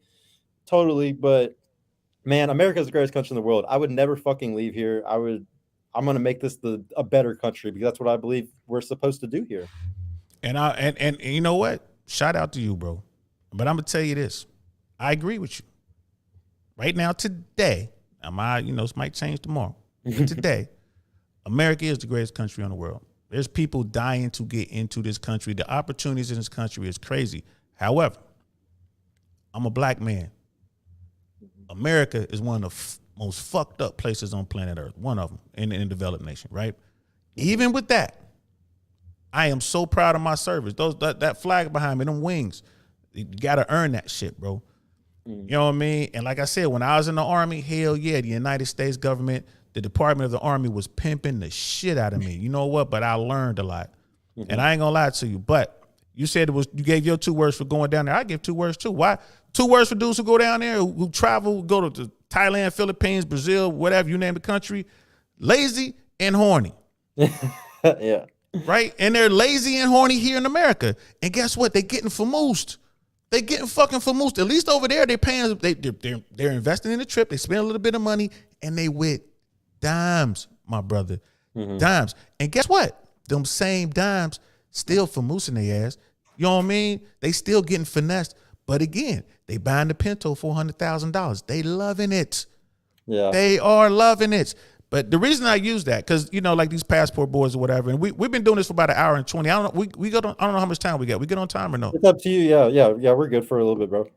All right. So the passport boys or bros or whatever they call themselves, whoever the fuck they are, people act like this is something new. The first world has been hunting in the third world forever. Forever. The first world, where'd the first world go to buy their slaves? Third world. They went to they went over there and bought their slaves, bro. Forever. You know what I mean? It is what it is, man. It's sex. It's just a modern day sex tourism, and like it's always been going on. And I'm really against sex tourism. A lot of them are saying that they're passport bros, but honestly, bro, a lot of them are just doing sex tourism, which is honestly really disrespectful in my opinion to go to another country to do something like that. And I think it's just super like it's just very shameful. Like, I mean, come on, and you can easily get robbed. You can easily like bad things. If you try to go do sex tourism, I've read crazy stories, all types of stuff. And when you go to another country, you got no allies. Now, if you want to sign up for the war room so you can have connections in all these countries so you don't have anything to worry about, cool. I think you're safer doing it that way. But to just go to random countries and do this type of shit, man, I would never. I have. Not that I was going down there for sex tourism. I just went because the women were beautiful and I had a great time. You know what I mean? And I do to, again, I'm not the one climbing out the basement, but I will say this, right? You do realize, of course, that there are wealthy men, in particular coming out of the Middle East, who do their sex tourism right here in the good old USA. You do realize that, right? I didn't even think about that, but they have so much money they can do it. You do realize that, my brother. We want to talk about red pill. I'm about to red pill the fuck out of you, player. It's all about that bread, cuz. And these women, these wholesome women, these American women, and I love American women. I'm not being mean to y'all. I'm just pointing out a fact, right? You can go down to Colombia and drop, I don't know, let's say $1,000 which is a shit ton of money down there on a Colombian woman. That woman will love you to death. Every time she sees you, she is going to be the most feminine woman ever, right? Mm-hmm. You got Sheikh Alibaba coming over here from the UAE, and he's dropping $300,000 on an American woman. And guess what? She will love him. Mm-hmm. She will love and do whatever, everything for him, to him, including getting dumped on. She'll lay him dump on her chest, right? And then he goes back to the UAE. So when you're talking about sex tourism, my friend, my argument to that is, my pushback to that is, that shit's going on every continent around the globe. Yeah. Period. There, and you want to talk about dangerous. Talk about dangerous. I can't tell you how many times I've been shot at, and I ain't talking about going to war. Right here in the good old USA, I got shot at long before I rose my right hand to just to protect and defend, to support and defend the Constitution, long before I earned my wings. Right? I can't tell you how many times I got set up or been set up by some chicks. Hell, I can't tell you how many times I may or may not have set people up. You know, so, but you get where I'm coming from. Yeah. You want to say that it's more dangerous in Medellin than it is here? My friend. It's just the allies thing. That's all it is. It's just the allies thing. I would hate to go somewhere and not have an ally. That's why I told you I love Dallas. I've always been here and I plan on staying here forever. I got a ridiculous amount of allies here, and that's why I would never leave. And like, I feel very safe because of that. I mean, this is just my shit. I got allies all over the world. I got allies in Texas. We probably have similar allies in Texas. Shout out to Cornerstone, my people out there. I got allies in LA. I got allies in San Francisco, San Diego, New York. I got allies in the UK. I got allies in Germany. Was ist los to my people over there in Germany, right? I got allies in Colombia, right? I got turned on to Colombia while I was on Aruba talking to a cartelli. Shout out to Alex. He was telling me, like, man, I can see y'all know what y'all doing, man. Go down here to Medellin, man. You know, he's perfect English. This man was 100% a cartelli. And he was like, man, I'm paraphrasing, but he was like, you know what it is, man. Y'all gonna be fine. We went down there. I'm like, oh my God, he is not lying. You know what I mean? just would want somebody like that. I just want somebody to tell me where to stay at, what's the best place to go eat. You know, I want somebody to plug me in. That's all I want. Kayak could do that, my friend. Kayak could do that, and you can read all of the daggone people leaving their shit. My point is this, like you said, you're not a fearful man, right? No risk, no reward. Am I right? Oh, but I take life extremely serious. I think that my life is an extremely amazing gift, and I'm extremely safe about a lot of things because I protect my life because I know this is my one chance. I bet you've been places in Dallas where them boys was popping off them things. I bet you done seen that. Tell me if I'm lying. I'll tell you one thing. I used to be very, very risky. I used to be way worse than I am now. I have a daughter, and I got in a bad car wreck 2 years ago after Ari. She was only a year and a half old when it happened. And if you know anything, you have a daughter, you know, like whenever you get in a bad car wreck that almost kills you after you have a kid, that's the most waking up thing that can ever happen to you. And you'll probably, like, I'll never make another mistake again because if I ever wake up in a hospital and have a chance of never seeing my daughter again, I would never do that to her. I don't ever want to leave the world for her. And I feel you. That's why I'm sitting here now with my daughter safe and sound right below me. That's why I haven't been traveling. I got about 5 more years, then I'll get back into the grind. But my mission is to take care of my child. I'm with you, brother. I'm with you 100%. Yeah, sure. But you see where I'm coming from. Yeah. Do you see the red pill I'm dropping on you? Yeah. How it's worldwide, yeah. Yeah, you want to talk? Come on now. Every time I drop my daughter off to school, man, I think in the back of my head, it's just the last time I'm going to see my baby. Because it's here in America where the basement dwellers. School shooters are and shit, yeah. You feel me? You get what I'm saying? This is why it's so important for me to go out here and try to help one basement dweller. If I can turn one of them onto some game so they can get themselves a 4. If the dude can get himself a 4 and have just some consistent, intimate access to a woman who cares about him, guess what? He ain't gonna pick up that AR. Yeah. He ain't gonna pick up that shotgun. He gonna go out and work, and he's gonna do what he can do. He's gonna have babies and be happy and love that 4. A notch below average. He's gonna love her forever. But the problem is, one of the problems is that 4 is trying to holler at Brother Sergio right there. You know what I mean? And Brother Sergio's like, yeah, I'll blow your back out. Why not? And then you just toss her out. You know what I mean? Like, I'm through because that's the game. Yeah. And she'll never go back to she'll never go back to that basement. Yeah, I can't say, maybe I can never really truly relate to those guys, you know, because of that. Maybe I'm never going to be able to know how hard it really is for them because it's always been easier for me. I really don't know. I like that your mission is that, though, because it's a sad thing about today. Like, I really wish to save those people too, but I'm very tough love. I don't know how to say anything other than tough love, but that's how my family raised me. That's how everything was on me. So it's the only way I know how to help other people. I mean, and my pushback to that is this: you can, in fact, understand their struggle because you've gone through the same struggle. You just push through. That's all. You can. Now, if you want to go back and help, that's up to you. You're a man. You do what you want, my brother. You know what I mean? But you have the platform and you have the purple pill, right? And you spreading this word. I would challenge you to help out one of those basement dwellers, my friend. Bring them on a podcast. Let them sit behind the scenes. Let them see how you interact. Because you got some beautiful women you bring on there. I ain't going to lie. Uncle Saint's a little jealous. I was like, damn it. Because I wanted to do in studio, and I started out doing in studio, but it was just, it took too much. It was much easier for me to do what I'm doing now with StreamYard, and then we'll figure it out as we move forward. But when I'm like, oh man, because you imagine if you had a bottom dweller sitting, not I said a bottom dweller, but a basement dweller sitting right there, watching you interact with women that you just met. These women come on, they don't really know you like that. Oh, I met you through so-and-so. How you doing? He can sit back and just watch and observe, right? That's just gonna help him. So when he finally makes his move on that 4, he'll have enough game to get her.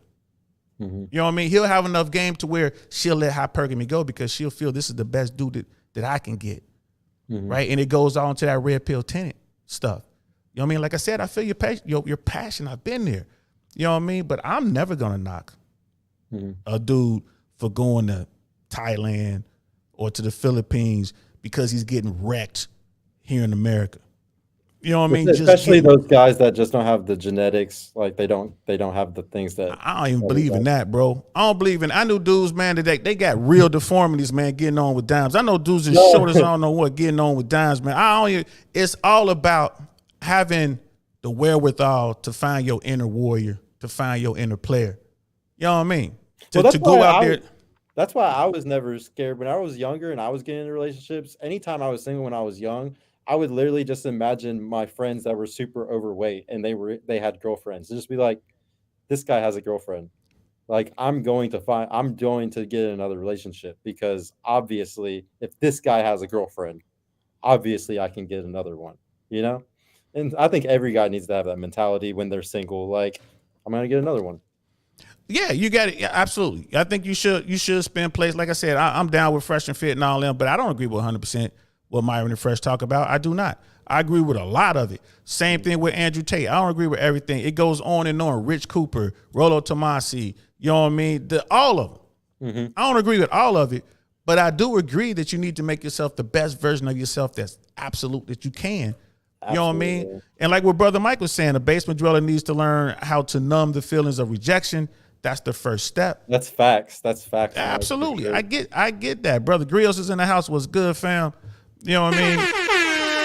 Excited for the collab, just the beginning. And you're right, DL. Hey, thank y'all so much. Like I said, I'm just an old man in the attic, man, talking to a computer. What do I know? I'm just an old dude. I can just tell you what it was like back in the day. And what I want to do real quick, bro, is I'm going to show all these chats, y'all. But what I want to do real quick is I'm going to drop the link and see if we can get one person on. We can do like 15 minutes. I'll drop the link to see if anyone wants to jump on. And then, you can ask us whatever you want to ask us. And let's go for that. I'm going to need you to cam up, y'all, because I need you to cam up just so I can see you backstage. And then, of course, if you don't want the camera on, you can turn it off. I just want to make sure that you're not a troll. You know what I mean? But I'm telling you, the passport bros and all that, yeah, I agree with you 100%. The overwhelming majority of that is just sex tourism. But why are they doing it? The reason they're doing it is because they don't have any game here in the first world. And if they're going to lead with their wallet, which is what they do here in the States, if they're going to lead with their wallet, they might as well go and get more bang for their buck, right? It's a better return on investment. And they're getting women they would never, ever get in America. Ever. But AMS brought up this with the Passport Bros the other day. He was saying that, like if you're the type of person where you're leading with your wallet here, it's gonna that can still hurt you there. Like a simp is still absolutely you could still make this, and that's what worries me is that these guys who watch these videos, or something like that, and they're like, oh, I'll just go out of the country. I keep getting screwed over by the girls here. I'll just go out of the country and I won't be screwed over anymore. And then they get screwed over there. And it's like, it's your mentality. It's how you start these relationships. It's how you talk to women. That's your problem, bro. You can't so I'm scared of the guys that do that. They leave the country or they do whatever. And then they find out that they just make the same mistake again, but they flew 2,000 miles to do it again. But here's the thing though. I'll remember what I said about mission. What is the mission of the Passport Bros? The mission is probably to get, we call it Foxy Brown over here, to have sex, to get that Foxy Brown, right? Mm-hmm. That's the mission. And the Passport Bros get there and they realize they smashing dimes off rip. If the mission is to smash, mission accomplished. Yeah. All the way accomplished. Now, like you said, yeah, they're gonna get wrecked. If they continue, they try to be with that, because the woman they smashing probably got a husband and all this other kind of stuff, man. It's like a whole different mentality down there when it comes to that. When their game is different, you know what I mean? But the dude, while he's in it, again, he's driving this $100,000 Pinto, happy as he can be, and he's spending that bread, and he's spending a fraction of the money that he would have spent in the U.S., and he still never would have. And he never would have smashed. And I'm not justifying what they're doing. I simply understand it. Yeah, it's like what we've always said. We got to understand everything, understand how everything works, why they do what they do. Why they do what they do. And again, do I believe they can be helped? Absolutely. Should these men be out here making themselves up to be the best man they could possibly be? Absolutely. Where do they start? Stop being weird. One. Yeah. Number two, you can't be afraid to get hurt, but you got to move with caution. You know what I mean? That's why I would absolutely push back against what you were saying, taking the Hooters. Fuck no. Don't take them to Hooters, bro. You know what I mean? Don't take them to Hooters because they're going to go back in there without you. I'm You know on what I mean? I'm on some advanced level shit. Oh my God, I'm yes. really advanced level. But yeah, beginners. I like the strip club thing you brought up, bro. And honestly, I've spent a lot of time at strip clubs. Like, not even gonna lie, over the last decade, I put a lot of girls. I paid a lot of tuitions. I took care of a lot of other bitches' kids, and Ooh. I didn't mind it at all because I was always blessed and doing good at the time. But it's just like I learned so much about women talking about, and whenever I go to the strip club, I don't ask for lap dances. I don't get lap dances. I pay to chill with them. I pay to just hang out and talk. And You that's like the realize next level. That's how I think 75% of of it. dudes, 75% of men who go into strip clubs, that's what they do. Yeah, they just talk. The regulars. Why do they do that? Because their women, their wives, their girlfriends, whatever, don't respect them. hmm Or they got a woman who let herself go and they just want to spend some time with the beautiful women. At the end of the day, men are just pretty much the same when it comes to that type shit. They go in there and they'll gladly drop $2,000, $3,000, $4,000, right, in a month or whatever, just so they can talk to this woman, this beautiful woman who is finessing the hell out of him. Yep. But that's the game. And again, they getting what they pay for. They getting what they pay for, bro. You know what I mean? Do I think it's wrong? Hey, man, it's your money. You do what you want with it. You Yeah. feel me? You know what I mean? So just so you know, most dudes will go in there. That's what they do. Back to Fresh. Fresh never spent a dime on a stripper, ever. I tried to get him to do it. He took me into the spot once when I first went down there. I gave him a stack, like $200-$300. Like, huh? He looked at me like, what's this for? Like, oh, like for the girls. He was like, pfft. He gave it to somebody else that was with us. He was like, I don't give dancers any money because I am in here to network, period. Discipline. That's the third thing you need. Discipline. Understand your mission. You know what I'm saying? That's why I'm always speaking so highly about that brother. People out there be trying to trash him and talk shit. You see that he don't even care. He's like, all right, man, whatever. I seen it right there, sitting right there like, man, chick the bottle girls trying to gun at him. He ain't gunning at them. He just chilling. They coming up to him, grabbing his phone, putting their information in there. You know what I mean? I seen it. Chicks are like, let me give you my number. He's like, nah, give me your Instagram. I've seen it. Now, like he said, him and Myron both said it on their platform multiple times. We're just nerds who figured it out. And that's why I was telling you, bro. You know what I mean? You got these nerds. When they're ready, you can help them figure it out. You know what I mean? It ain't that hard. It ain't that hard. It's a really hard city too. Like if we were in Miami, it'd be easy to teach these guys how to go pick up some hoes in Miami because they just go to the gym, they fix some certain things about them. They can at least smash some girls. But I here, gotta bro, push back. I gotta that's push back. super conservative state, man. Everybody here, it's way harder, way harder. I've been in Oklahoma, brother. Deep red. Like shit. Dallas, not as red as Oklahoma. You feel me? LA, Oklahoma City. You know what I mean? Dallas, Fort Worth, Miami, Tampa, all the same. All the same. People say that shit about Miami. Right? All these hoes is easy to teach you how to get help. No, it ain't. They will finesse you. You think you smashing? Nah, it ain't. The mission to smash takes game. Unless you just talking about paying for it. And they got that. They got professional girls in all the cities I just named, Dallas included. Bro, you got to have game. But there's definitely a lot of girls that move out there to become influencers. Like Miami's the new LA. It is definitely the new LA. Everybody's going there because it's the best place for a beach. If you're an influencer, if you're trying to live by a beach to take those type of pictures or anything like that, or be on yachts and shit to make your page blow up and shit, you got to be in Miami. So there's a lot of girls there that are nothing like here in Dallas, man. And I know that because I've spent a lot of time here and I've watched a lot of episodes of Fresh and Fit. I know a lot about what's around Miami just by watching all the other podcasts that are there also because they always bring on girls that are around there. And those are clout chasing ass women. Don't get me wrong. There's some young girls there that are getting ruined like as we speak. But most of them, man, if you go to the strip clubs there and shit like that, there's a bunch of 25, 30 plus that are literally at the like they're way past their wall, and they're just doing that because that's the only way to survive out there is having to be a stripper or a bottle girl, whatever it is, and they're never going to be taken serious by anybody for the rest of their life. They're only going to smash guys around town for the next 20 years because nobody's going to take them serious.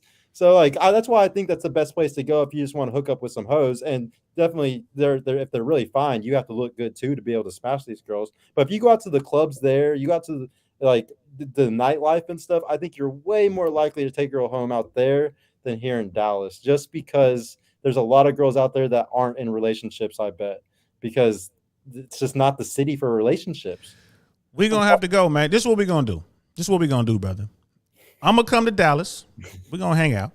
Yeah. Right? And you're going to watch Uncle Saint, my old ass, run through a bunch of chicks in Dallas. Right? I'm just going to use my game. We can go to church. We can go to the park. We can go to the lake, wherever y'all do water. We can go to a college campus. Doesn't matter. You're going to watch Uncle Saint run through a few. Be some mamas and some daughters. You know what I mean? And we're going to go to Miami. Mm-hmm. Right? And you're going to see that it was easier in Dallas than it was in Miami. It's easier in Oklahoma City than it is in Miami. It's easier in Raleigh than it is in Miami or New York or LA. I hear this a lot, but as a guy who I didn't walk these streets, I spent over 25 years in LA. You know what I mean? Miami ain't got shit on LA. I'm just keeping it 100. The entertainment business is a whole nother dimension, my friend. Mm-hmm. A whole nother dimension. Like the game is so shifty out there. Same with New York, because you got mega big money. Yeah, it's big money down there in Miami, but that big money is coming from LA and New York. Mm-hmm. You know what I mean? For sure. They don't live out LA and New York. Wall Street money and Hollywood money, man. Look. Yeah, that's what's going out there for sure. Man, look. So, and I was gonna wrap this up. I see Cody as King jumped in the back. Turn your camera on, brother, so I can see who. You know what I mean? Make sure we rocking with who we rocking with. I see you, brother. That's what's up, man. You don't have to keep it on if you don't want to. I'm gonna bring Cody up in a second. There was a sister in here, Selena or something like that, and she was saying that Myron plays sugar babies. Here it is, Selena Ray. Shout out to you, love. Fresh pays sugar babies, though. I think you're referring to Miranda. I have very intimate knowledge on that whole situation. I have very intimate knowledge on our whole situation. I'm not going to speak on it because I wanted to stay dead where it is. But that was brought up by a third party, right? There was somebody who came in there that stirred up that coffee pot. You know what I'm saying? And I'm here to tell you, nah, it wasn't about sugar baby. Nah, you know, I'm not going to get into the details. But Fresh did learn a lesson. But it was no sugar baby money involved in that, my dear. I'm just keeping it 100 with you. And trust me, if my man was paying, I'll tell you. If my man was paying, I would absolutely tell you. So Cody is Kings in the house, y'all. Show some love. What's good, fam? How you feeling, brother? Going on. Sergio, I don't mean to roast you, dude. I don't. When I'm in the chat, I don't know how much you read or not, but come in, bro. Come in on DL, it. I think you're doing a fantastic fucking job. I appreciate that, I just bro. want to say, dude, like, be careful with taking dudes to these places where they're relying on money to pick up these chicks, especially when they're already the not type of classy chicks. You know so what I mean? I don't tell guys to use money though. Hold on 1 second, Sergio. So are we referencing Hooters, brother Cody, or are we referencing Columbia? Shit. Dating apps, Hooters, like the whole nine. Okay. I don't let them lead with their wallets. Like I tell guys to go to Hooters, but you don't spend, like, if anybody who knows me knows that I don't tell them to tip very well. I tell them to tip better than normal. You should, yes, tip good. You should tip better than a normal person, but don't give them $100 on your $20 tab. Don't be some dumbass simp. And don't get me wrong, some dumbasses will do that, but I would tell them very quickly, don't do that. Obviously, don't lead with your wallet. Every guy should know this. Don't lead with your wallet. And this is the first time I've had this dialogue on my platform. So thank y'all so much for participating. Cody is King. So I want to give Cody a couple minutes up front to state his position, and then we'll go from there. So Cody, brother, you were saying not to, be careful leading with your wallet and continue. I want to give you enough time to state your position up front. You know what? I agree with most of what you're saying, honestly, DL. And I wasn't gonna try to hop in on the stream here. I was gonna try to just talk to you after and say you're doing a great job, and that I agree with you. Appreciate it. But, I don't think you should ever lead with your wallet. It's my personal thing. I don't let them know how much I make till I've already got them, or I lie at least to say I make less, because I think you're fishing for stuff you're not gonna want, and I think you're gonna set yourself up for huge failure. And if you're teaching guys that that's the way they should be doing it, it wouldn't be my way to do it personally. But I don't mean to disrespect you. I do agree with some of the stuff you have said, Sergio. So I don't take that too hard. Yeah, for sure. No, fuck that. Take it hard. We men on here, goddamn. Cody is king. We men over here. Fuck that soft shit. This is how we get down, baby. Airborne. Sure. It just all goes back to like my philosophy. Like I have a purple pill philosophy, and my philosophy is based on that men need to be providers more than anything. And to get a girl, you need to front that you're a provider. Like you were saying, you don't tell them how much money you have. You're not exact about it, or you might lie about it. That's exactly what I would say. You need to act like you have money, or just kind of front that because you need to be a provider. Women do not respect a guy just for his body. They will fuck tons of guys because they're sexy, but they'll pump and dump him just like he can pump and dump a girl. Like women can just won't take guys serious all the time too, just because of looks. So it has like being a provider is the number one thing that every man needs to try to do. So when I say to go and just talk to these girls, you're not going to sit there and you lead with your wallet. You're just going to make it clear, but based off of what you wear, based off of how you dress and how you talk, a woman can perceive your value just by that. Somebody who's good in business is also very good at talking, is also very good at, dressing well, because obviously you have to dress well to be able to get certain type of people's business. So a woman could see all these traits just when you're sitting at their table. And it's more about just getting the conversation and learning to talk to women and becoming friends with them. I don't want guys to date girls from Hooters. I personally date girls from Hooters, but that's because I like a challenge. But really what I want these guys to go do is go and learn about women and learn about how they act, become red-pilled naturally. I think the quickest way you can become red-pilled naturally is going to fucking Hooters. You want to get red-pilled real quick? Go experience some of those bitches finessing you, lying to you, doing a lot of that shit. You'll become red-pilled real quick and realize the true nature of them. And I hear you there, brother. But I would push back and say this: you're gonna get red pilled no matter what. You're gonna get wrecked in this country, bro. It is what you're gonna get wrecked. You can go to nice church. Guy will get fucking red pilled real quick. You're gonna figure think about that. Every channel, no matter what, you look at Fresh and Fit, and you look at what's going on with the Tate brothers, and then you look at what's going on with Rich Cooper. Rich Cooper is very, very mellow, very calm, but they're all preaching the same thing, right? They're all like what do they say on Fresh and Fit all the time, man? Make yourself the best version of yourself. Get your money up. Get your money game and frame up and all that. Get into the gym, get better. Not for the women. You want to be successful because the success is going to bring the women, and it ain't just the Hooters girl. This is something I really want to get across to everyone who's listening. Simply because a girl's working at a strip club or working at Hooters, right? Them chicks go to church. Mm-hmm. Right? Them same chicks will rock your ass coming straight out the church or the synagogue or the mosque in America. Now in other parts of the country, but here in America, you would get wrecked. And I think that's what brother Cody was kind of speaking towards. And any thoughts on that, brother Cody? So much, dude. Like I'm going to disagree with Sergio huge right off the bat and say that I think on average you'll see the poorer looking guys are dressing extra flashy to try to peacock and attract bitches rather than the actual millionaires and actual successful dudes. And they might dress classy sometimes, but most of the time, shut up. Most of the time they're dressing down because they're not looking for those type of hoes. Seriously. I'm not Real saying world the is different than I'm saying the decent. Bro. Hold on, Sergio. Let me finish this thought. No. There's a difference between hold on. There's a difference between a dork, a guy who's wearing a fucking t-shirt and some shorts and looks like a dork, and somebody who's well dressed normal. This is not a fucking giant chain trying to look like a peacock. Peacocking would be wearing. Trust me, I sell jewelry. I can go put on a $30,000 Cuban if I want for the show. But brother Sergio, keep in mind we're not talking about you in particular, but what you said could be easily miscued. Yeah. Right, but it could be. So we wanted to clear that up. And I'm gonna tell you, as a guy who knows a couple millionaires, I've been lucky enough in my travels to bump into a couple millionaires. The millionaires are the worst dressed dudes I know. Yeah, they're dorks, and that's going to be a dork. You can still be a dork with $1 million. Nah, it's very easy. Yes, you can. No, you can't be. I'm not disagreeing with that, but I'm telling you, the billionaires, they understand it don't mean shit. The guys, look, I agree worked with 25 years working at an airport where we're mostly private jets. Right, so Dan Bilzerian, I would watch him get on this plane all the time, and a bunch of people y'all don't know get on their Boeing, their 737. People who own their own, y'all know a Boeing 737 is what you fly on Southwest. I know people that own their own 737.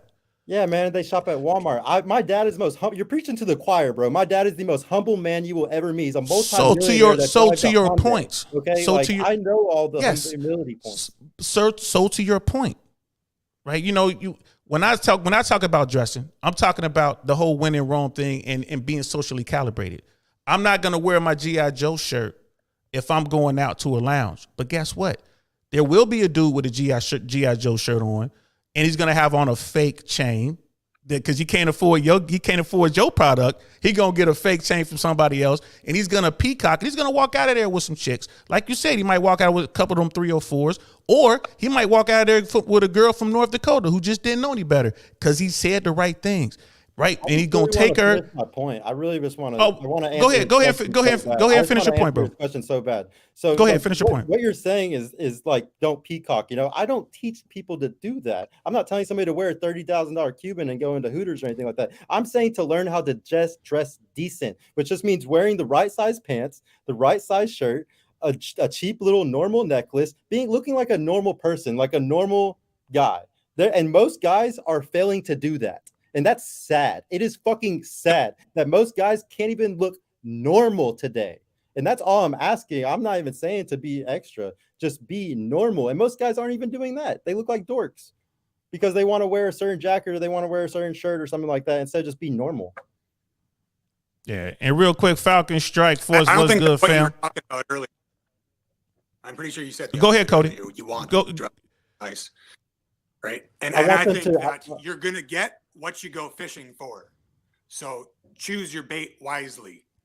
Right. Yeah. There's tons of hot well- bitches everywhere. They're easy. Okay, to so fucking would find, you like to go on know? Tinder? Would you like The to go quality to a ones that are going club? to be hard to find, right? So trying to find one that's not going to be attracted by your fucking chain and your bullshit, you're going to have a better time with that girl in the long run doing that than fucking peacocking it up, pretending you got fucking money, which is what you were talking about. You're going to fail. I'm not telling It's going you to be to bad. at all. And I don't think you should be I've teaching never guys, said setting them to. up for failure and saying, oh, you need to suffer and burn and all this kind of shit. You're going to make guys resentful and miserable before they even get into the dating market. And then you're going to be turning them into fucking miserable chads who are using and abusing girls because they're pissed off. I think it's bad. Anyway, that was my 2 cents. You can argue now, Sergio. That is Like I said, it wasn't life. my You intention have to insult you have like to I fail said. in life. You're gonna have to fail in relationships, just like how you fail in everything else in life if you ever want to be successful. gonna If fail you become plenty, resentful, just if you plain become normal. resentful, then you're gonna become resentful over all types of other shit too. You're gonna become resentful whenever you don't get the raise you wanted. Grow the fuck up. Be a fucking man, dude. That's life. I hear you, and brother Cody, thank you. Any last words? I think you wanted to say your piece, and then you wanted to slide back into the chat. I appreciate that, bro. I was just coming to say that. I didn't even want to talk to Sergio because he's acted like a little bitch after, but it was mostly to tell you. I think you're doing Hey, a great job, come debate me live, bro. Come on my show. I'll pay for you to fly out. We'll probably get him out there, bro. But like I said, man, and remember what I said at the top of the show about your passion. Like I feel the fire, I feel the passion. Do you see now how sometimes that passion may be taken a certain type of way? And this is me trying to be I political. want it to be. I want it to be taken that way because I don't want. I want to trigger these people. I want to piss off all these people who are failing at life and are single because they're ruining the fucking world. And I truly believe in shaming people into changing. I truly believe in it. Like just like how Myron shames fat people to fucking go lose some weight, I'm gonna shame the singles until they fucking wake up and realize they're single because of their self, because of their own stupid actions and their own stupid mind and their mentality. And until they get that in their head, they're never going to be successful. And I'll sit there and yell. I don't care if nobody watches me on YouTube for the next year. I literally set all this stuff up, spent all this money with the thought process of I'm not going to make $1 for a year. And the reason, and even whenever I start doing stuff, I want to do this because I truly care about changing people's lives, and I don't give a fuck who doesn't agree with it. I don't care if all the feminists and all the red pillars come for me. I don't care about y'all. I don't need y'all for my money. I'm making it good, baby. I'm doing really good without y'all. So I don't need their money. I'm here to save the true single people that really want to change their life and really want to get into a relationship. And if they get into a relationship, I'm going to tell them how to hold it down, because that's the biggest issue today is people don't know how to keep a girl. They don't know how to, once they get into a relationship, they don't know how to be a real man and a real provider. And you know what? Like I said, I feel the passion, bro. I feel it. You see, I'm smiling. I'm like, oh shit. Because I ain't gonna lie to you. I wish more in your cohort, in your generation. I wish motherfuckers had that passion, bro. I wish. I ain't gonna lie. Every time I'll probably go out tonight. You know what I'm saying? My family in town just flew in town. You know, we gonna do bad boy shit. We gonna do what we do. You know what I mean? But here's the thing: we old men. I'll be sitting around looking at these young dudes, man. I can see the fucking fear in their eyes, bro. You know what I'm saying? And I'm looking at you, and I'm listening to you, and I'm like, shit, you had a dude come up, get big. You like, come to Dallas. I love that shit, bro.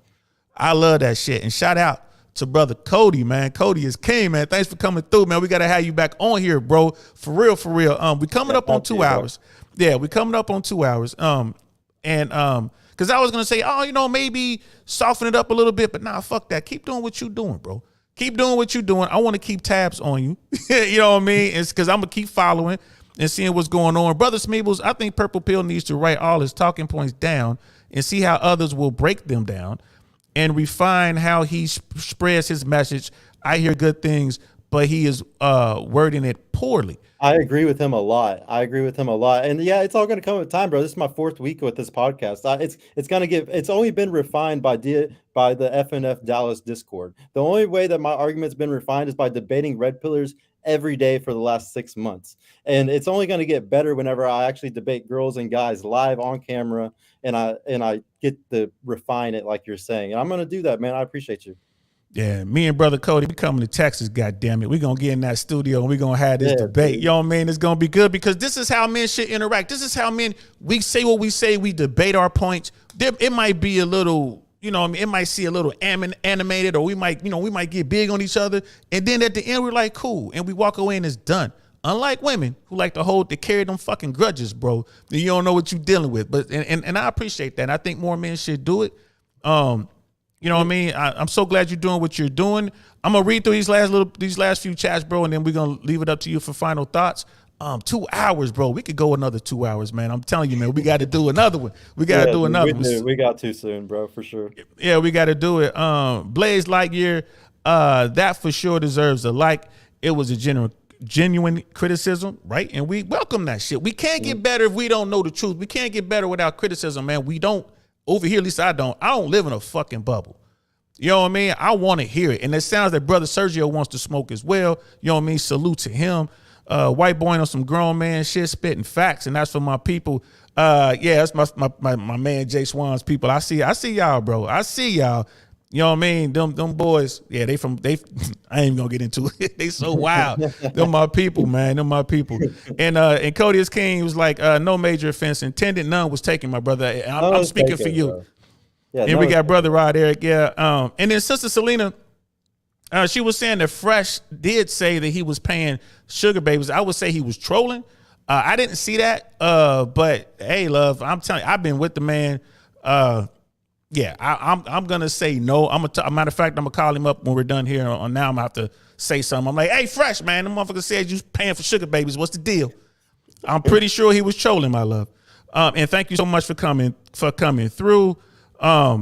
This was a great show, man. I can't read all the chat, y'all. Damn, this was a great show.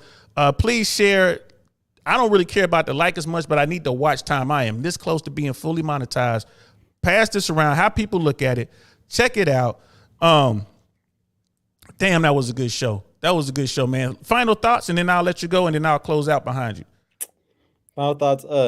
I posted something on Instagram earlier I really wanted to bring up because it's really just the soul of our whole conversation and just everything that's going on.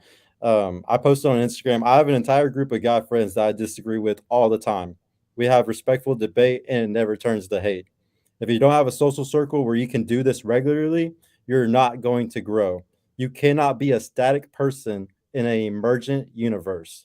And that's something that I really, truly believe. Anybody that, is bothered by what I'm saying or it hurts you in any type of way, make sure you're not personifying with something. Make sure that you're not believing something, it's becoming part of you, because that's the dangerous path to take. Everything that you do in your life, you need to be extremely open-minded about, and you need to be open to seeing every side and every aspect of it, because that's how you're truly going to become successful, to manipulate the environment around you. And everything is just taking in everything around you. There's no such thing as jack of all trades.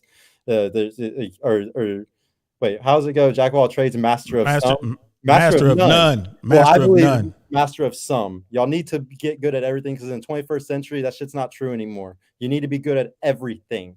You don't need to be good at just one thing. And everybody needs to try to see all sides of everything, so we can meet in the middle. We need to come back centered. And the only way we're ever going to do that is if we learn about each other and understand everything completely. Damn, man. That's what I'm talking about. That's some hardcore shit. I know y'all think, how come you don't have Don DeMarco? Because that's fresh and fit shit. I just like the horn. We don't steal. That's fresh and fit shit. I just like the horn, y'all. But that it was facts right there, what you just said, man. I just want to thank you personally, man, for coming onto this platform and sharing your thoughts, sharing that passion, bro. I felt that shit, man. I'm about ready to get on the football field and hit something, goddamn it. Need to have you go speak to the Bengals, man. Get my Bengals up out they out here acting lost to y'all. I can't believe they lost to goddamn Cowboys.